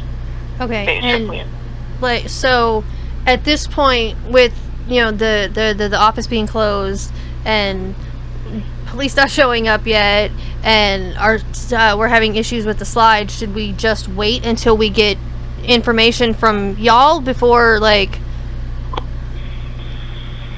before we do anything, or? Yes. Okay, so just wait until we hear back from you before we do anything else. Correct. Okay. And did you get a direct number to our corporate office as well, or just the email address? I just have the email address that I was given for. It was the member services at thousandtrails.com. I don't have any like phone number or anything. Very back, Michelle. Okay, I have a phone number that I can give you. Alright, let me grab my pen. Okay, and I'm ready when you are. Okay. Give me 1 moment. And this is the Thousand Trails corporate number? Yes, so this one will be the one in Chicago. That's our corporate office. Okay. Now, is this for Equity Lifestyle? This is for both Equity Lifestyles and Thousand Trails. So. Okay. Yeah, it's confusing with all the names. Yeah, because I know I called and left a message with Equity Lifestyles, but they just had like a voicemail, so I left a message. Right, that's our company, the call center we're talking to right now. So that basically, that company oversees the Thousand Trails and Encore Parks. Okay. And then corporate is the one that oversees us. Okay. So the number's right here. So it's going to be 312 312 279 279 1400. 1400. Okay. And is there anybody I should ask for specifically, or that's just the main number for corporate? Yes, so that's the main number for corporate. I don't have any specific names to my knowledge to ask for. That's fine. I just wanted to make sure. Or if I need. Chicago Daily News building, right? Is that in the Chicago Daily News building? That's what you talking about. I believe so. I'm not totally sure though. It's okay. I just know it's a famous building. And then I don't know if there's like a report number that y'all have in your system if I need to like reference or anything like that. No, you shouldn't have to. Just give them your name and they should have access to the emails, or just give them your email address and they should be able to find it that way. Okay. All right, then I will just wait until I hear from somebody in y'all's offices. Okay. Perfect. You have a great rest of your day, and I hope you get this situated. All right. Thank you so much. Bye. Okay.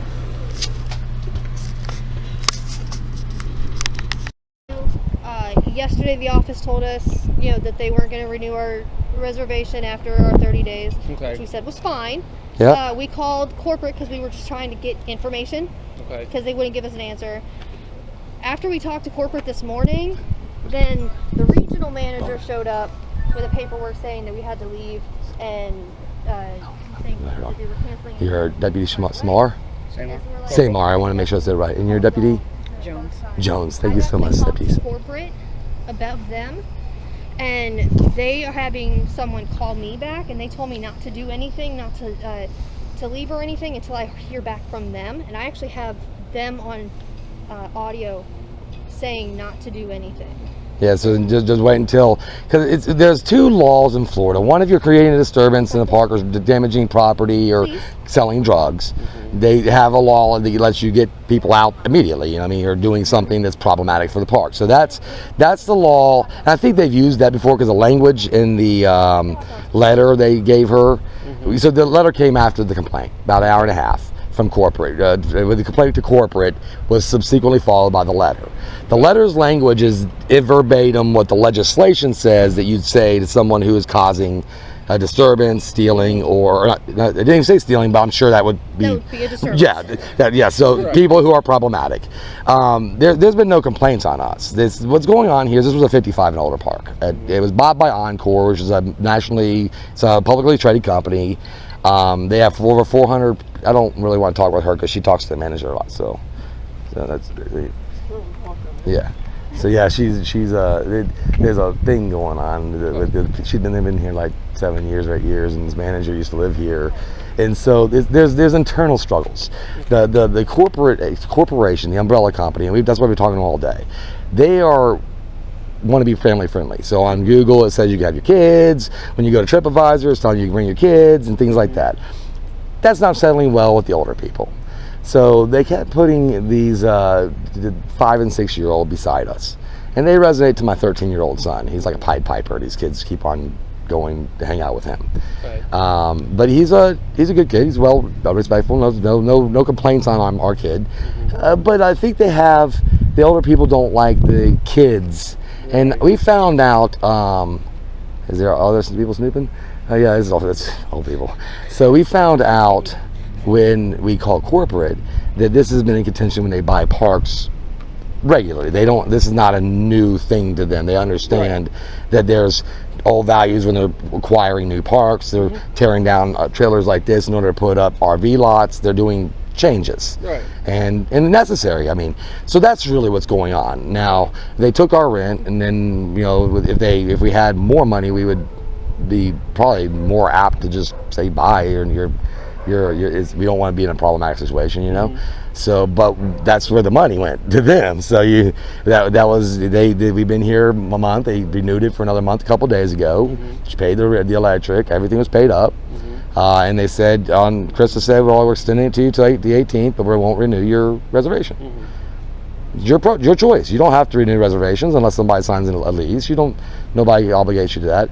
But then changing that over in a retaliatory fashion to you need to get out within 45 minutes was not lawful, and that's under 799.6. Well, it starts at 799.20 of the Civil Code. And now that's when you haven't done the things that we were talking about. You haven't been accused of stealing or anything illegal or doing problematic things, but they still want you to leave. They do have a right to do that. And it says with it, they have to give a 30-day notice. And we ain't gonna be here 30 days. Now, at this point in time, we're gonna be calling Camping World to come fix our slide, and then we're gonna leave anyway because we don't stay in contentious environments. That's not something that we would want to do. But corporate did tell us to wait do until nothing. we hear back from them, because I said very clearly. It's going up the chain, the ladder. The office up there is closed now. We hadn't heard from y'all yet, and so I said, because of these things, should I wait until I hear back from you tomorrow to do anything? And she said, yes, just wait until you hear back. Don't do anything else. So we took that to mean don't do anything. Move, don't call anybody. Talk to a corporate, several people. But the last person's name was Khalees. Khalees. It might have been an A at the end, but I think I remember Khalees. Yeah, it's recorded on his body cam. Recording there. It's horrible. Yeah, she did tell. If I have to turn on the body cam, I want to continuous documentation. Not that I don't respect your cameras, but every time I do a FOIA request, there's administrative fees, and depending on what's on the camera, is how much the administrative fees end up being. So if it's somebody getting tased and we think there's no reason, all of a sudden it's $2,000 for the recording. We ain't doing that. We talked to it was either Khalees or Khalisa. I can't remember if there was an A. And she forwarded the information to her supervisor, and she came back and said that he was sending it on to his supervisor, and that they would contact me within the next 24 hours. And I said, okay, and that's when I asked them that, and they told me not to do anything until I hear back from them at corporate. So that's really all I'm waiting for. I mean, Khalees might even still be there, so they could probably talk to her if she needed to. I might be able to. But I called you. I don't know if you got a call from them, some of them too. Because we got a call from you guys and then that's where we were just at. Okay, so this call was on there. You spoke to them first. Yeah, we spoke to the property manager who's up there. And the Krista and the Justin guy. Yeah, you're right. So we went above their heads because there's so far there's no reason. It did seem a bit. It seemed extremely retaliatory. At first it was you can stay in the month, we're just not renewing, and we're like, okay, but then I guess. Well, she doesn't have a refund though either. That would be absolutely necessary. My understanding is you guys initially came here in April. You guys had a month contract. We were a month, but You guys renewed it until June the 18th. Yep. Yes. And that's what she told you, right? Yes. Okay. And that's on that. That's what Justin was telling me. But that's on that. Yeah. Okay. Awesome. And then whatever happened between you guys. No, nothing. That's the thing. Nothing happened. And what happened was I posted a Facebook post. And we called corporate. I posted a Facebook post, but that's not her group. They also mentioned there were some other bylaws that I guess with the whatever the vehicle you had, the box truck. But we took it out there because this truck was in the transmission shop. Her box, you can only drive with so many vehicles. Her box van was here for the month while this one was getting a new clutch put in it. Yeah. Just coming from. I guess the box truck violated whatever. It didn't. No, that's what she asked. She mentioned at one point in time that before we moved in, that she didn't think there'd be room. Be a size issue. She didn't think there's gonna be enough room in the pod. But Okay, she never complained about the box van. It fit. Yeah, you can see it's a 12-foot box van. Right. It fit fine. But what I was told up there was, I guess they canceled the contract or lease. They say they did, but there's no. They didn't know. I didn't get any emails. I didn't get any. There's no money. That's the important part. You haven't gotten any money. Right, but normally.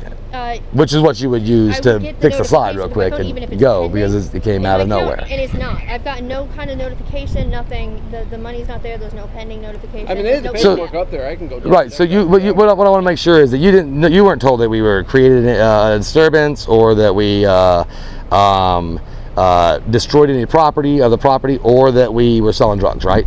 Because those are three things. So this is the legislation. There's two legislations on file for RV parks. There's two. One's a criminal thing. It kind of gives you a trespass for when you have meth heads or drug addicts or drug dealers or prostitution, people breaking your crap, things like that. I own an RV park in Arizona. That's why. So I looked at the Florida laws and read them over. They're pretty close. They're similar. You might want to get your recording going on because we're at this park called Holiday RV Park, holiday travel RV park. It's an Encore park. It was recently bought by a IPO called Encore, which is owned by Equity Lifestyles, Thousand Trails. I guess they bought it. It used to be a 55 and older park, a mobile home park, if you can see around. And then as Encore bought them, they wanted to make an RV park. And I guess they're trying to, the 55-year-old people, the ones who've been here a while, don't like the kids being around. And they want to trespass us from the property immediately because I complained on the local Facebook group that they were accusing kids of doing things. I accused Blade of doing stuff that Blade had nothing to do with, and they have no accusation of us doing anything wrong. But then they are leaning on a law in Florida that if you were to create damages to the park or you were to be selling drugs out of it, or the third thing was property damage, selling drugs, and creating a disturbance. And that will allow you to kick somebody out immediately. So when I made a complaint on Facebook and said that this was improper management, they tried to just revoke our reservation and kick us out immediately. They said they refunded our reservation amount, but that's not the case. We haven't had any indication other than them handing us a paper saying they did. That would say that they refunded it. We don't have money available or coming or pending or anything like that in the transactions. There's no reason to believe that. So the cops said, well, it could take 5 to 7 days. And they might be right. But the way the law reads is they have to do the immediate refund. They have to refund it right then in order to effectuate kicking someone out that is problematic. Hotels do this a lot. RV parks get a lot more leeway than mobile home parks or things like that, residences. Multifamily dwellings, but they don't get to just kick people out willy-nilly. And they took our rent a couple days ago up until the 18th of June, and that was no problem. They said we won't renew your reservation. They said that after they took our money, but they don't have to renew reservations. But I do have a right to gripe and complain about it on Facebook too. And that griping and complaining is what has led to now they want us to leave immediately, and they've called the sheriffs, and the sheriffs are here. So I'm educating the sheriffs on the two sections of the law that I just went over, one being the civil code for RV parks for evictions and removals and things like that, which it provides that they have to give a 30-day net notice, which we wouldn't need anyway, 30-day notice to kick somebody out if they, if there's a reason other than activity that would be deemed improper, unlawful, the three things I mentioned earlier. And then there's another section, section 5 something, that would give them the ability to trespass someone if they have been doing things like that. And that's what the cops are trying to lean on, or they haven't leaned yet. They said they're willing to go educate themselves, but that was what they were leaning on, trying to say, they want to trespass you. And I'm like, first off, it's a horrible look for Thousand Trails, Encore, Holiday Travel Park to trespass someone for stating on their local group that the management is acting like a dictator and making up rules as she goes, and then being vindictive about it, and they call her the Krista gang, like she's a gang leader. It's already ridiculous in itself. But then she sends sheriffs like, I'll show you what I've got for you. And that's what Karens do. That's ultimately what Karens do. They send the people with guns over to intimidate, to get what they want, because they're so used to it. They can't stand the fact that somebody has a right to be somewhere, or they've been kicking people out forever. And I saw this at Creekside in Willits too. Very, very aggressive type management style. There's been no complaints about me or my wife or my kids. None, not even a superfluous complaint. Nothing. So yeah, it's just someone that did not like that. I thought that she was being discriminatory and mean and a bad management. She told us yesterday that we could stay until the 18th, and then when I complained about her on Facebook and sent a complaint to her corporation about how she was acting, all of a sudden we have to leave within 45 minutes. So that's where we're at now.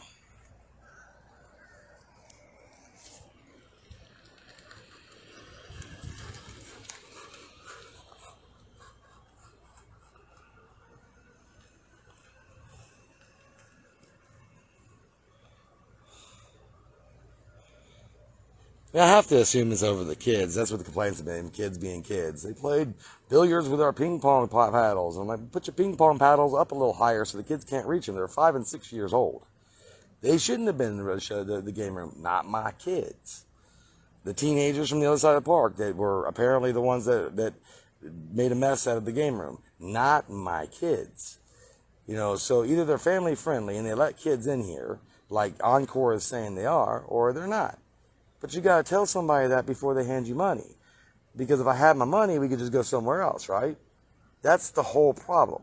Is that, you tell me, well, it's like you complained, by the 18th, we could have gone somewhere else. They said, well, within 45 minutes, get out. Well, you've got my money. That you can't do. You're asking too much. You're trying to cause damages. And they just can't use the cops to do that. They can't just create damages. So, and they're so used to being able to trespass just anybody. Like they're just, I don't know if the sheriff's, but I'm sure that the management is. And, they want to know what we're going to do. Well, we're going to stay in conditions of environment. If they're going to give us a refund, we'll take that refund and leave. No problem. If you give us a refund, we're out of here. We don't care about your RV park. We don't care like that. And so matter of fact, we're all packed up. So look, I just want everybody to know, we packed up.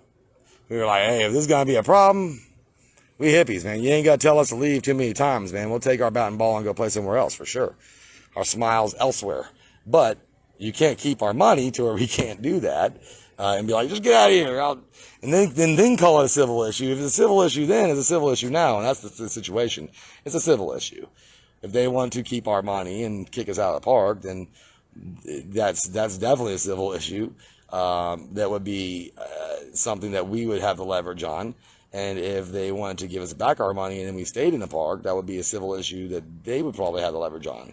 But right now they just want to keep our money and then tell the cops to kick us out of the park, and they can't do that. Who is it? If my mom was watching this video by chance, you cannot call Michelle's phone. She is also recording.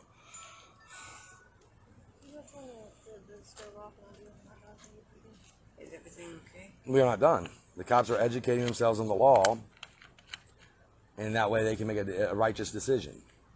A correct decision. Yeah, a righteous decision. Well, what they believe to be correct. At least a righteous decision. But yeah, turn the stove off and then I'll finish dinner. Because the hot dogs are probably done by then. You might want to finish dinner. I don't know if you can finish dinner.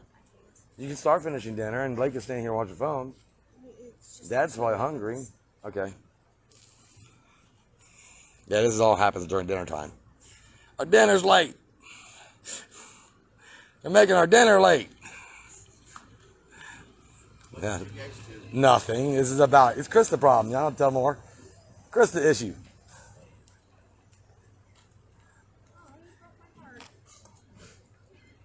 Oh, I didn't even know there was one there. That's what you were doing down there? Yeah. Got bored. I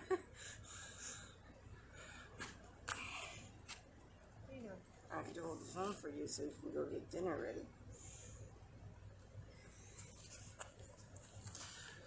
Cops do have printouts, so hopefully they've read them all, and hopefully they interpret them the way I interpreted them. I mean, neither one of us are lawyers or magistrates, so imagine, we're both working from common sense and logic and what we know about the law. And what I read about 799.66, the Civil Code in Florida, said that, unless you have other than the reasons, and it talks about the criminal code 5, 6 something of, that gives RV parks the right to kick out people who have either damaged their property, selling drugs, or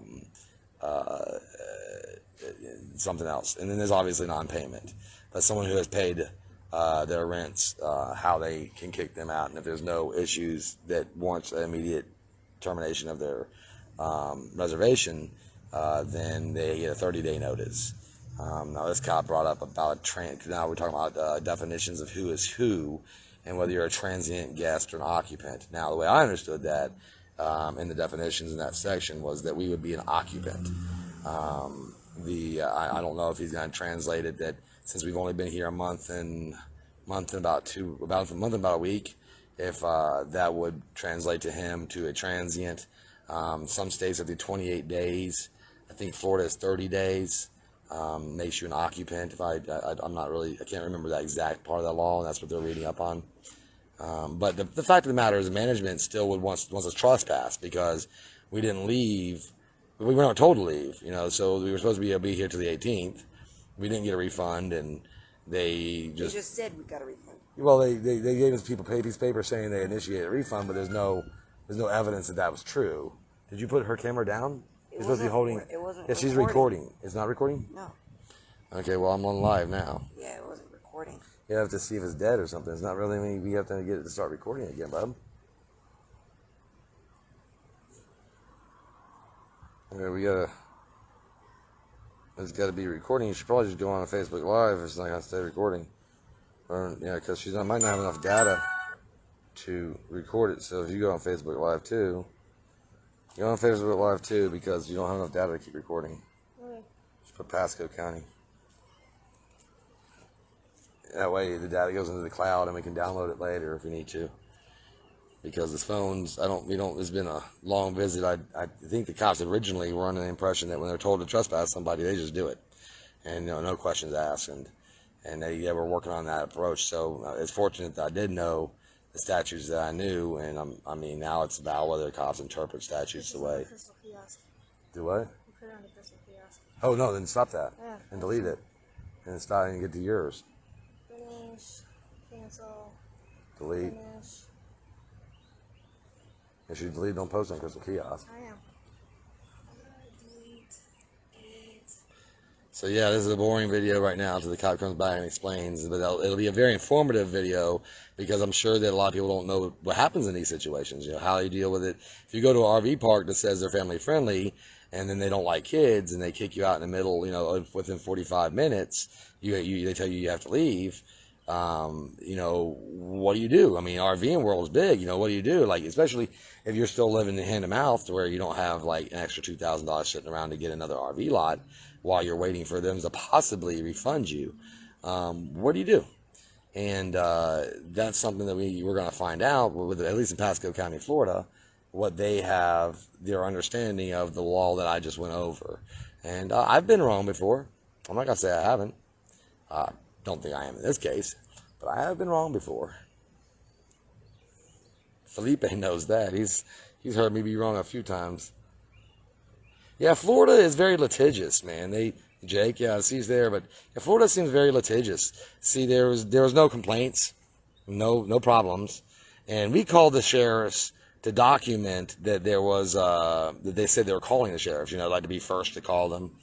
And get it documented. They didn't show up for us. They showed up for them. They said it was prioritizing things, and the cops explaining. But what's going on now is they've now spent a significant amount of time reading over the laws that that we mentioned. There's a sergeant with them, a corporal with them, and a deputy. And yeah, I'm hoping that this may have been. What's weird is we have to educate them basically on everything. Like they don't know already. They show up these things, and they're here. They're supposed to have discernment, but they never seem to know. Like, so we always have to like give them an education and have them like look things up and read on it and stuff like that. They have papers that probably maybe take back to us or them. Yeah, they printed out papers. They have a printer. I was saying, I don't know what it's going to be about. Well, it's probably it's them. They'll tell you, I'm not gonna get you on camera. I like your bike. I think I got that on camera. You look pretty slick coming down on it.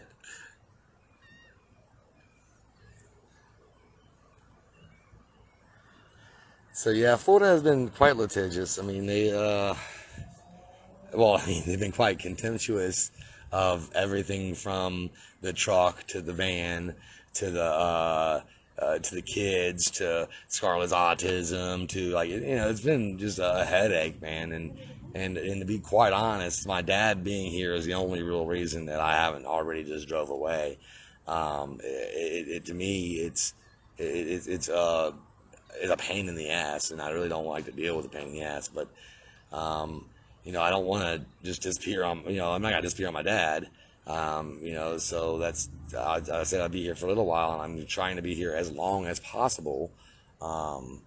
But yeah, once the police and the sheriffs, you're dealing with them everywhere you're going, and you have predatory towing companies. Yeah, they might be different. I don't know. They might be calling other people. I'm not sure. It looks like the same people, maybe. No, because I see the one, but he's talking to two other people. Not sure. I mean, they're huddled up there, making their delegations, their decisions, and not delegations, but decisions. They're huddling and doing the votes and reading the law and trying to come up with a way to solve this problem within the law. And as close to making, I think, in my opinion, as close to making them happy as possible, because they own the RV park here in their county, and I think that they will have more leverage than somebody staying at their RV park, kind of like we would have if we were in Winslow, I guess. Oh, there's a whole troop.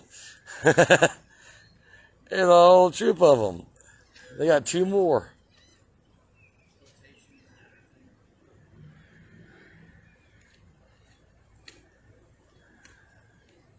I'll get the hold on one second. Hey, so, what's your name, Bob? You're a sergeant too. Okay, Sergeant Zaccoli. And you was? Sergeant. So 3 sergeants. Awesome, man. Couldn't have been better. I just want to say that's why I asked for a sergeant. So having 3 is awesome. All right, what'd you find out? Oh, 51313 recreational vehicle parks ejection grounds proceedings. Yes, that's section 2. Yeah. This is an Encore page right here. You're looking at. Why would you? Word for word on the. Okay, so you've looked at both. I verified that. Okay, because I didn't look at Encore. I looked at the statute itself. But this one is for the. Well, read it. Yeah. So the operator of any recreational vehicle park shall notify such guests that Where we at? the park no longer desires. You want to start at 1 first? Can we start at 1? No. Yeah, why don't we start at 1? Because 1. Why would you skip number 1 when that's part of the law? So yeah, let's read it the way it's supposed to be read. Can we do that? Can we do that together? No, because it's supposed to be 1 then 2. You're not supposed to just skip. Under subsection 2. But subsection 2 is dependent. If you want to read 1, you can be my guest. You want to hear? Let's show it If you want to too. pull it up on your phone. Why can't I just show it right here? Because I don't have to read you. Why wouldn't you want to though? That's confusing. Why wouldn't you want to show 1? What, Sergeant? Why wouldn't you want to show number 1 here? You don't want to show number 1? Isn't number 1 important? So can we read number 1? 1 or 2. You don't have to just have both. Well, let's read away the language. Language is important. I mean, laws are words. Subsection 1. The operator of any recreational vehicle park may remove or cause to be removed from such park in the manner provided in this section any transient guest at the park who, while on the premises of the park, illegally possesses or deals in the controlled substances as defined in Chapter 893. who disrupts the peace, quiet, enjoyment, and comfort of other persons, who causes harm to the physical park, who violates the posted park rules and regulations, or who fails to make payment of rent at the rent rate agreed upon and by the time agreed upon. The admission of a person to or the removal of a person from any recreational vehicle park may not be based upon race, color, national origin, sex, physical disability, or creed. No. And then 2 says. Subsection 2. Yeah. Operator of any recreational vehicle park shall notify such guests that the Hold on. What does it say? Should notify who? Such guests. Now, what does such guest mean? Okay, let's not be dumb. What does such guest mean in this? No. When it says 1, what does such guest mean? Okay, we're going to keep reading it. Okay, can we get a well definition? No longer desires to entertain the guest. What does such guest mean? That the such guest immediately depart from the park. But what does such guest mean? Can we figure out what that means? Can we come to a consensus? It's 3 sergeants here. Can we finish reading? I mean, I agree that this is what I read too. Okay, I agree that I read this too. I mean, I'm not mad. I'm just this is legal. We're trying to read it off to you. Okay, but yes, but such guest is important, right? That wording. What does such guest mean? No, but it says such. What does a such mean? I don't know the first. You know what? We'll look it up. Yeah, like when it says such guest, isn't it referring to number 1? That guest, the one described in number 1. We're gonna go. He's gonna keep reading, and I'll look up the Florida statute for guest for you. No, such guest. This is saying such guest is referring to the guest they're describing in number 1. I mean, you guys do know that, right? Like sergeants can. Like, y'all understand that when it says such guest, it's referring to the guest described in number 1. I mean, can we agree or disagree? This sergeant's over here. Can one sergeant? Like, it's saying such guest. Will you let him finish reading, please? Certainly, yes. Such notice shall be given in the writing as follows. You are hereby notified that this recreational vehicle park no longer desires to entertain you and its guests, and you are requested to leave at once. To remain after receipt of this notice is a misdemeanor under the laws of the state. If such guests has paid in advance, the park shall, at the time such notice is given, tender to the guests the unused portion of the advance payment. Any guest who what does it say? They should tender to the guest who remains or attempts to remain in such park after being requested to leave commits a misdemeanor of the 2nd degree, Right. punishable as provided in statute 775082. Or statute 775083. One of those, trespassing probably, something like that. So, and there's several ways to resolve this. If they tender to refund, right, which is what part of the law is, then there would be money to pay to another park to stay at their park. No, they did not. I showed you a piece of paper they printed out. There's no evidence that they've tendered any refund. We have no refund. So there's no money to go spend with another park. How it's pending between the 2 banks? But that's civil. I mean, but what you're getting. That's not my control. I mean, we're jumping over things like I think you're intelligent, right? So I think you were trained by FDLE, and I think that you're qualified to be a deputy. I think you are qualified to be a corporal. I think there's 3 sergeants here. Can we get on some kind of similar page here on how legalese is written? If you say such guest, and you just describe a certain guest in number 1. Okay. Yeah, well, that'd be nice. If he's looking, I don't know how you, I mean, maybe it's the cynical part of me, but I don't know how you'd find out what such guest means in the law. I think it's kind of common sense that such guest is referring to the guest they're describing in number 1, which is a problematic guest. So, I mean, I'm trusting in intelligence here, and I think you're intelligent. I think this is intelligent. There's a lawyer on here that watches my videos named Felipe Hemming. He's intelligent, and and you're intelligent. I've got another lawyer from West Virginia. He's a constitutional rights lawyer, watches my stuff. He's awesome too. But they're intelligent. But you're intelligent, and we're not talking about rocket science. It says such guest. It describes a problematic guest in number 1. Yeah, it describes a problem. And then, even then, it says that they have to tender. Tender means give. It doesn't mean give a piece of paper saying I did it. That's not what tender means. Tender means actually doing it. Like if you say, okay, I don't want your money. I don't want you to be here. Here's your money back. And even then, and we would say, okay, fine. Even though we didn't meet number 1. We'd still be like, fine, because we'll take our money elsewhere, And if it goes back on our card, we immediately leave. But we went even further than that. We said we would just go ahead and make some more money, fix our slide tomorrow on our dollar, and leave anyway. But the slide won't come in. So the idea that we're being presented with, sort of, you haven't got to the presentation, but I hear what's going on, is that that's illegal to drive. You can't drive with a slide out of an RV. It's not going in. We just found that out trying to push it in to be prepared to leave. The idea is these people don't want you here. Get out. They took your money. You can't get out with money. You can't call Camping World. You can't fix it right now. It's past 5 o'clock. But we're here to tell you to get out. Take your kids, your autistic daughter, your 13-year-old kid, and figure it out how to get out of this parking lot 16 foot wide or 12 foot wide or whatever. That's where you're headed toward. And if you have legislation to back that, I'd be like, that sucks. But there's legislation to back it. But really there's not.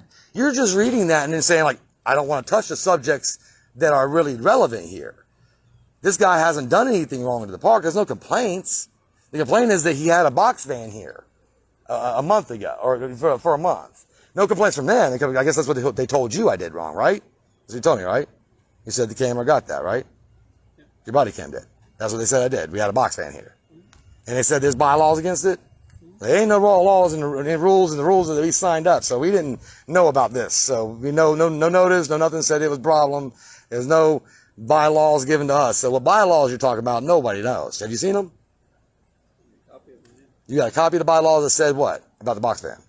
I didn't read it specifically. You didn't read it, but they told you that the problem originally was there was a box van here, and that they had bylaws against it, right? That's what they told you, right? As a complainant. And then they didn't show you bylaws that were against the box van to amend that. Say, here's what I'm talking about. Okay, but that was the original complaint. Box van got out, right? So what you're here about, it seems to be, I don't know yet. You haven't made a decision yet. I don't know. That's a huddle about. You got 3 sergeants with you and a corporal and a deputy. So y'all got to make some kind of decision, and we'll follow your orders. We'll read subsection 4, okay? Okay, go ahead. You want us to read subsection 3 as well? Well, the one was about tendering. So we're worried about. Well, I'm going to tell you exactly what we're worried about. Yeah. We're worried about subsection 2 and subsection 4, okay? I was 4 one about tendering the money back, giving it back. Subsection 4 is about us removing people and stuff like that, okay? Okay. So that have been bad. So subsection 2. But what about 1? It specifically says they posted this thing in with their quotations. Sure. Exactly what it says. But it said. Right? So we're going to go back to. Well, hold on. Are you leaving out the important parts? I'll read it for you exactly then. In quotations, you are hereby notified that this recreational vehicle park no longer desires to entertain. In quotations. Down in the end of number 2.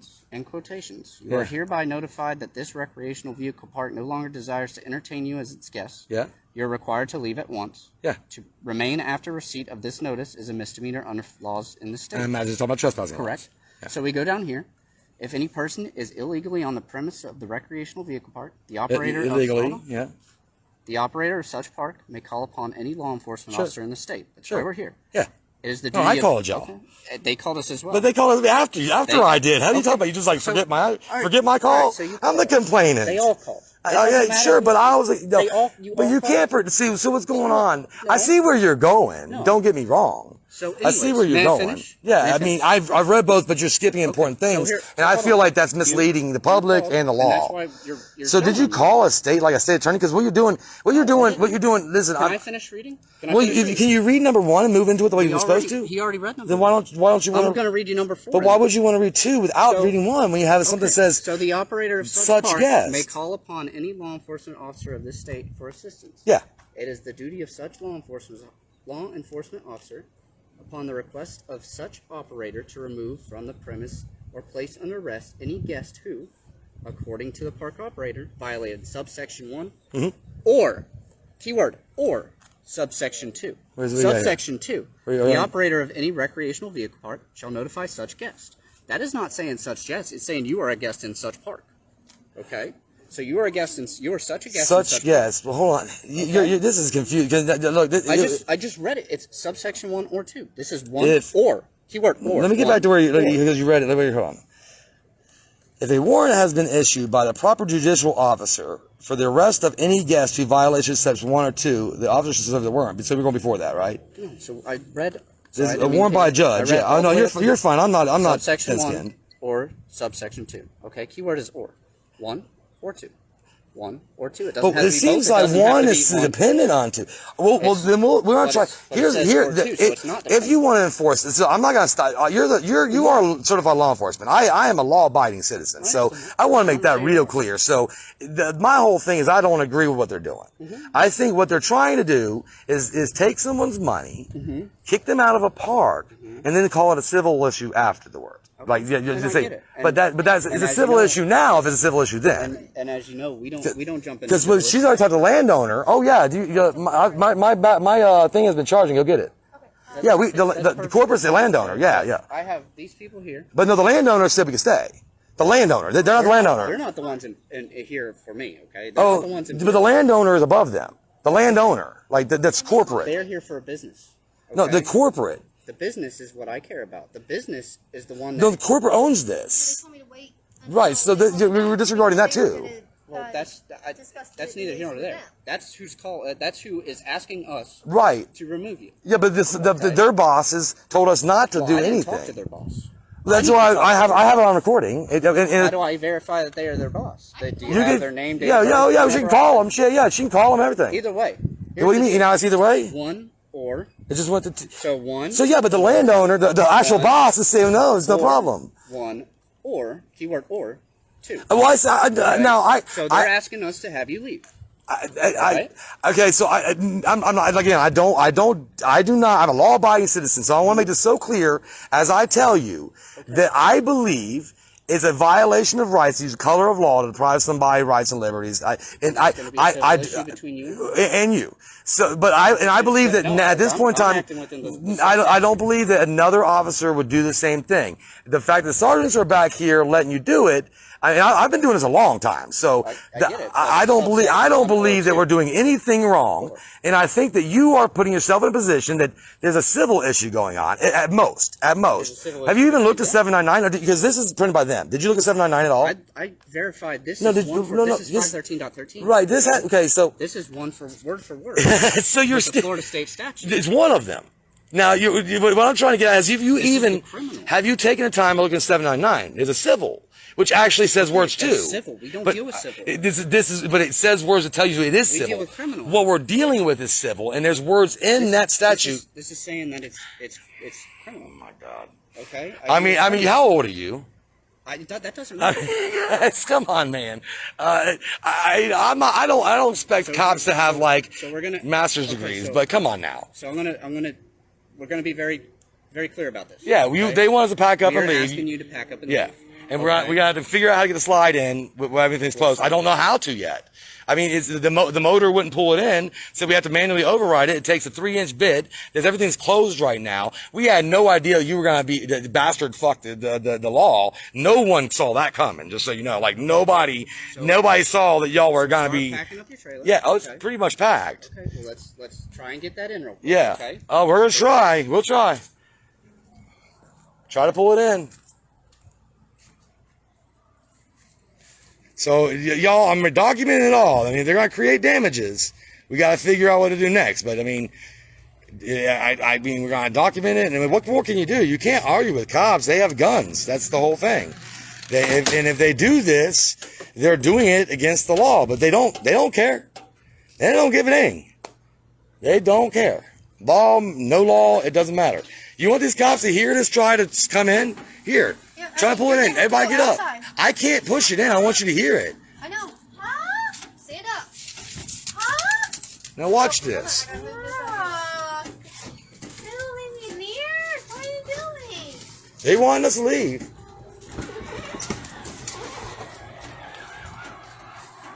Now that's going to break my... Look at this. That's going to break my... Break it off. It's going to break it. It's going to break this thing. Without this gear pack up here being fixed, we can't bring it in unless we manually override it, and we don't have the tools manually override it. Now, we paid a rent. We've done everything we're supposed to do, but they're doing a trespassing situation. Did you see what happened? Unless we can, did anybody witness what just happened with that slide? You can see it, right? So how we have to go? We can call an RV mechanic from Camping World in the morning. I could try to find one on Craig. We had no idea y'all were on. And I mean you no disrespect. No, please don't take it the wrong way. But it's a bastardization of the law. And the reason it's bastardization of the law is because nobody here is violating Section 1. Now, if you don't see it that way, that's why y'all are here. But you said you're Sergeant Lewis, and you're Sergeant Jones, and you're Sergeant again? Zicoli. All right, and this is Bonneman is how you say it, and then Samar, I think I said it right. Is it Samar? Okay. And then I just to make sure there's nobody else on the FDLE force is the same numbers. Zicoli is the 3082, and Jones is 2397. I know there's another Jones. 2397 and 4899, and you are 5025, and you are 6341. Yeah, it's just, again, all the respect. What I'm documenting is this looks like a lawsuit, but it looks like y'all are violating the law. That's what it looks like. Now, I mean, you guys, you're certified, board certified by the state, trained on how to read legislation. I'm trying to get a slide in. I mean, I'm gonna try to push it in manually, but it's still got a gear pack on the gearbox. The gear pack has got a broken axle on it. We found that out trying to leave earlier. So, I don't know. I'm trying, okay? Let's see. Let me see if I can do. The box vehicle that you were referring to earlier? It was moved over to her shop. Okay. She has a shop in town. Do you have any other vehicles around here that you've got parked anywhere else? No. The one that she has, it won't move this because the bumper's like this. So it won't. Is that other one parked nearby? It's not far away, but the bumper's like that. It won't. The trailer will touch the ground. Is it over at the Winn-Dixie over here? No, it's at her shop.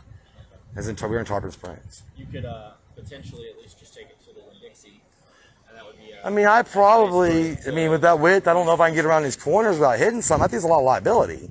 I mean, I think don't get me wrong. I think what you're asking me to do is something that's pretty high liability. I think they're already asking me to do something that's insane. So I asked your opinion on it. Gotcha. I want to please y'all. I don't really care about pleasing them at this point in time. I mean, I want to please the sheriff's office that I have high respect for and high regard for. I'm not as high regard for police, just so you know, as I do sheriff's office. And that's neither here nor there. I'm a big fan of Shire Reeves, not as much as Patty Rollers. But so every one of my videos are glorifying the fact that sheriffs have our elected and deputized people, and this is the way it should be done according to the Constitution. I'm very big on that. So I respect y'all. I do not think that this is being done properly, but that's something we can discuss at a later time. I mean, I'm willing to do that. Now, how do we know? Because this is a corporal, and this is why I'm going to you, one of y'all, because y'all opinions, I respect your opinion, but their opinions are really what matters here. So, because if I file a complaint on you, it's going to one of these people, wonderful people. He's saying that when it says the words "such guest" in subsection 2 of the paper that you printed out from Encore, that is not referring to the guest they're describing in section 1. That's what his claim is. It's something entirely different. And he's basing that on the subsection 4 has the word "or" on the two things. And I understood this, I think, correctly. I don't want to misquote you. And in 799, the civil code for how to remove vehicles who are, guests from RV parks has never even been looked at. Just so we're clear. There is a civil code that describes this exact situation here. Never been looked at. And I said that to y'all before y'all went and did research, but you have a printed out copy from Encore. And I think it's close to the wording. It looks like it's real close. I'm not 100% sure if it says, I don't remember exactly if it's verbatim, but it looks pretty darn close. Might be like the King James Version of the Bible, who knows. But what I'm getting at is, do you all agree with this interpretation? So I think regardless of how anybody views that interpretation, whether you want to agree with it or disagree with it. Sergeant, would be important to know. At the core of it, right, they are alleging that they have refunded you your money. They haven't. Okay. So do they have any proof that they have?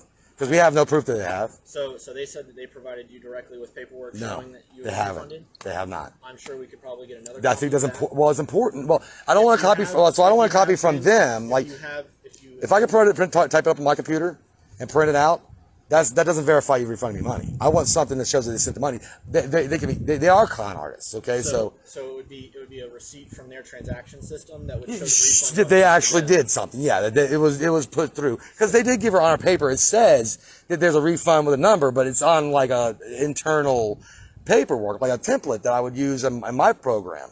It doesn't show any, and she would get transaction information if that was done. So going back to that, Yeah. if they have refunded you your money and they're asking you to leave, I know you're would leaning have on five you would have a something. right to be here anyway, regardless of the Seven exact nine wording of 799.2. Well, statute. did you look at So you would be- 799? So you would be trespassing regardless. Did you look at 799 though? I did not look Okay. at 799. Did you look at 79? What is the title of 799? RV park laws and regulations, and it has And a what's the subsection specifically that you would like to 0.66. 0.66. Yeah. Do you want me to work on trying to get you a receipt for that refund? I think it's important because if we have money, it should be tender. What does the word tender mean to you? Because if tender means give you money back so you can use it. 799.66? Yeah, 799.66. And this is the thing that you're saying is not valid? We don't believe that where it says no payment received. What is this? Payment received? That's not true. There's no. She can show you her MasterCard receipts. Okay, so Hold on. No, this is there's no refund. Yeah, there's no refund on this. This doesn't show any refunds. Where are we at? Where do you see the refund? Do you see something that says So refund? your reservation total was here. Yeah. Okay. It's saying it's minus that amount. So That's that is your refund right there. No, they definitely have not sent over $1,000, and they don't owe us that either. You didn't pay them $1,000 In 2 months. That So you're paying for 2 months? Look, this is receipt. $600. But it doesn't show the $600 refund on that paper. She has a piece of When paper. did you guys first get here? It was April 18th. April 18th. April 18th, and then I paid. But let him look up 699.66 before any of this goes on, because it seems like that should have been pertinent already and it just wasn't done. And that's where I get into qualified immunity. Qualified immunity is, in a lot of terms, in our circles, we call it qualified ignorance. You know what I mean? Like, it's like I'm willfully ignorant, so that way I can't get in trouble for doing something. That's unfair. Real fast. Do you have an issue with the copy that they have provided you? It shows no transaction. There's nothing. How much do you feel like you need to be refunded if you're disagreeing with the 1,000? We believe it was. Then they had a right number on that paper. So She you look at have hers. the right number? Right number. We just don't think it's. You just do not believe that is a correct. Let me see. Can I step beside you? Or do you feel safe? I mean, you haven't seemed scared of me yet. I'm not. No. So here's the paper she gave her. So this is different from yours. 610.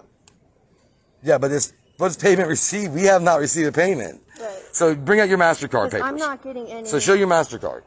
Yeah, they could write whatever they want on their paperwork. That doesn't do anything other than show. I mean, I have a QuickBooks account. So the civil code that you're citing is California code. Oh, is it California code? Yes, 7. sir. I looked at Florida. 79. So Do you type in Florida? So the things that You type out Florida 799.66. So I typed in Florida statute. Yeah, 799.66. Yep. Let me see. Thing that Okay, I comes see. up is now you can look it up on your own. Okay. First thing that comes up I is did. California Civil Codes 799.66. What about Florida Talking though? About, Oh. There is nothing for Florida law under 799. So what I end up with the California That is civil a codes. California thing that you continue to cite. Is that what's going on So that there? would not, unfortunately, that would not. And that's be why it Florida. conflicts with the That would be why one. there's some conflicting Yeah. ideology. All right, so Y'all are just lighting up the neighborhood tonight. Let me tell you. Holiday Travel Park, May 14th, 732. That's when we paid them. Yeah, but then there's nothing else. From Nothing them pending. Today, nothing pending. Nothing. Do you mind if I? Yeah, go ahead. I just want to see the paper. Oh. Yeah. Yeah, because if that money was tendered, we would use it to go pay for another RV park. I think that's where the spirit of the law says in number 4. I think it's 4. Which one does it say the tender word? Arguably, it was posted today. No, So it's I not- have Who's arguing that? Is that what they're arguing? Because I would argue Check out is today's date. this is their paperwork. There's nothing that says they did that any of would- this. So that's when they would have done the refund. So it would not have cycled through. They would have something likely. shown they did, though. That is that paperwork that they're showing. That is This is internal paperwork. This is not. There's nothing. This is not from a bank or like a transaction. There wouldn't be anything from a bank. It would just be like going into a Publix and returning an item. You would just get a receipt back saying that this item was refunded, just like you're receiving there. This is not a receipt. This that is a receipt. With Venmo, which is how I paid them, I paid Yeah. them with my Venmo card. I have walked into Walmart, paid something, got a return from the same card, and it happens immediately. Is that a MasterCard? Yes. Yes. Okay. And it happens immediately. So Historically, It have may you say immediately? pending, but it pops up and gives me notification immediately. And really, we're not even asking y'all for the grace of God here. We're asking y'all what I'm to stop pressing us. the point that I'm driving towards is that whether we agree or disagree with the statute that was read to you. No, I'm asking you, they do have- you agree? They have decided that you have been refunded your money and they have asked you to leave. And if But you're it says refusing to leave, tender. then you would be trespassing. So, okay, then now we're at a different point. So now what you're saying, lawfully, because now we're at another point in this whole conversation, is that if we did not agree on this, and we don't take this out the way it is, I'm not saying you have to take that out. I'm just saying that your presence is not welcome on the property anymore. okay, so we would have to leave our home. You could facilitate, if you don't feel comfortable moving it, you could facilitate that movement later on. Or we have to leave our home in the custody of them I'm not. and be trespassed from the property. That's what you're saying. So I'm saying that if you don't feel comfortable leaving with your stuff, then you would be asked to leave, Right? regardless of the situation in which you choose to leave. Right. So I want to make sure you hear this right. I mean, I'm not gonna comply with you. I am not forcing you from your home, but if you don't feel comfortable driving your vehicle, as I asked you earlier, or driving the RV, You're saying we do have to leave right now, is what you're saying, or face arrest. That's all. I am asking that you guys respectfully. Are you lawfully ordering us, or are you asking? Because we're asking for the respect of having to be able to get our slide in the morning from an RV mechanic. Are you saying that you're denying that? If you would like to attempt to get your slide in now, we will afford you that opportunity. Okay, and then, so that's where your stance is, and you guys back that. Within a reasonable amount of time, if you would like to, and I'm not talking an hour, I'm not talking 30 minutes, I'm talking Sure. if you want to work on it for the next 5 or 10, I will afford you that opportunity. But then we have to leave. But at some point, we're going to come to that, yes. Right. And so you're going to embarrass us and follow us out like we got kicked out. So the longer that we argue about this, the less time we've got to work on the slide. Well, I mean, it's not an argument. I'm just making sure because this is legal. You know what I'm getting at. This is not. We're not stupid. Are you lawfully telling me to leave under request from them with potential trespassing law violations if we do not? Is that what you're saying? So from everything that I've been provided, Okay. you have been refunded your money. If you have a dispute over that, you can handle it civilly with them later on. But from everything that I've been But you provided, use criminal law. Let him finish. Okay. From everything that I've been provided, you have been lawfully refunded your money. You are no longer welcome on the property per the property manager. Okay. Okay? So at this point, we are at a trespassing. Okay, and you agree with that? I am affording you the opportunity to... We're going to comply with you. We're not going to. Yeah, we're not going to. Yeah, we're definitely not going to not comply with the block outs. Right. But we have discussed it. You feel comfortable with that decision? And this is the conclusion that we're Okay, and you feel comfortable with that decision, Sergeant Jones? This is a legal thing. Do you feel comfortable with that decision? Give your instructions. So, and you feel comfortable? Okay, very good. Thank you. 5-10 minutes. Gotcha. Thank you, sir.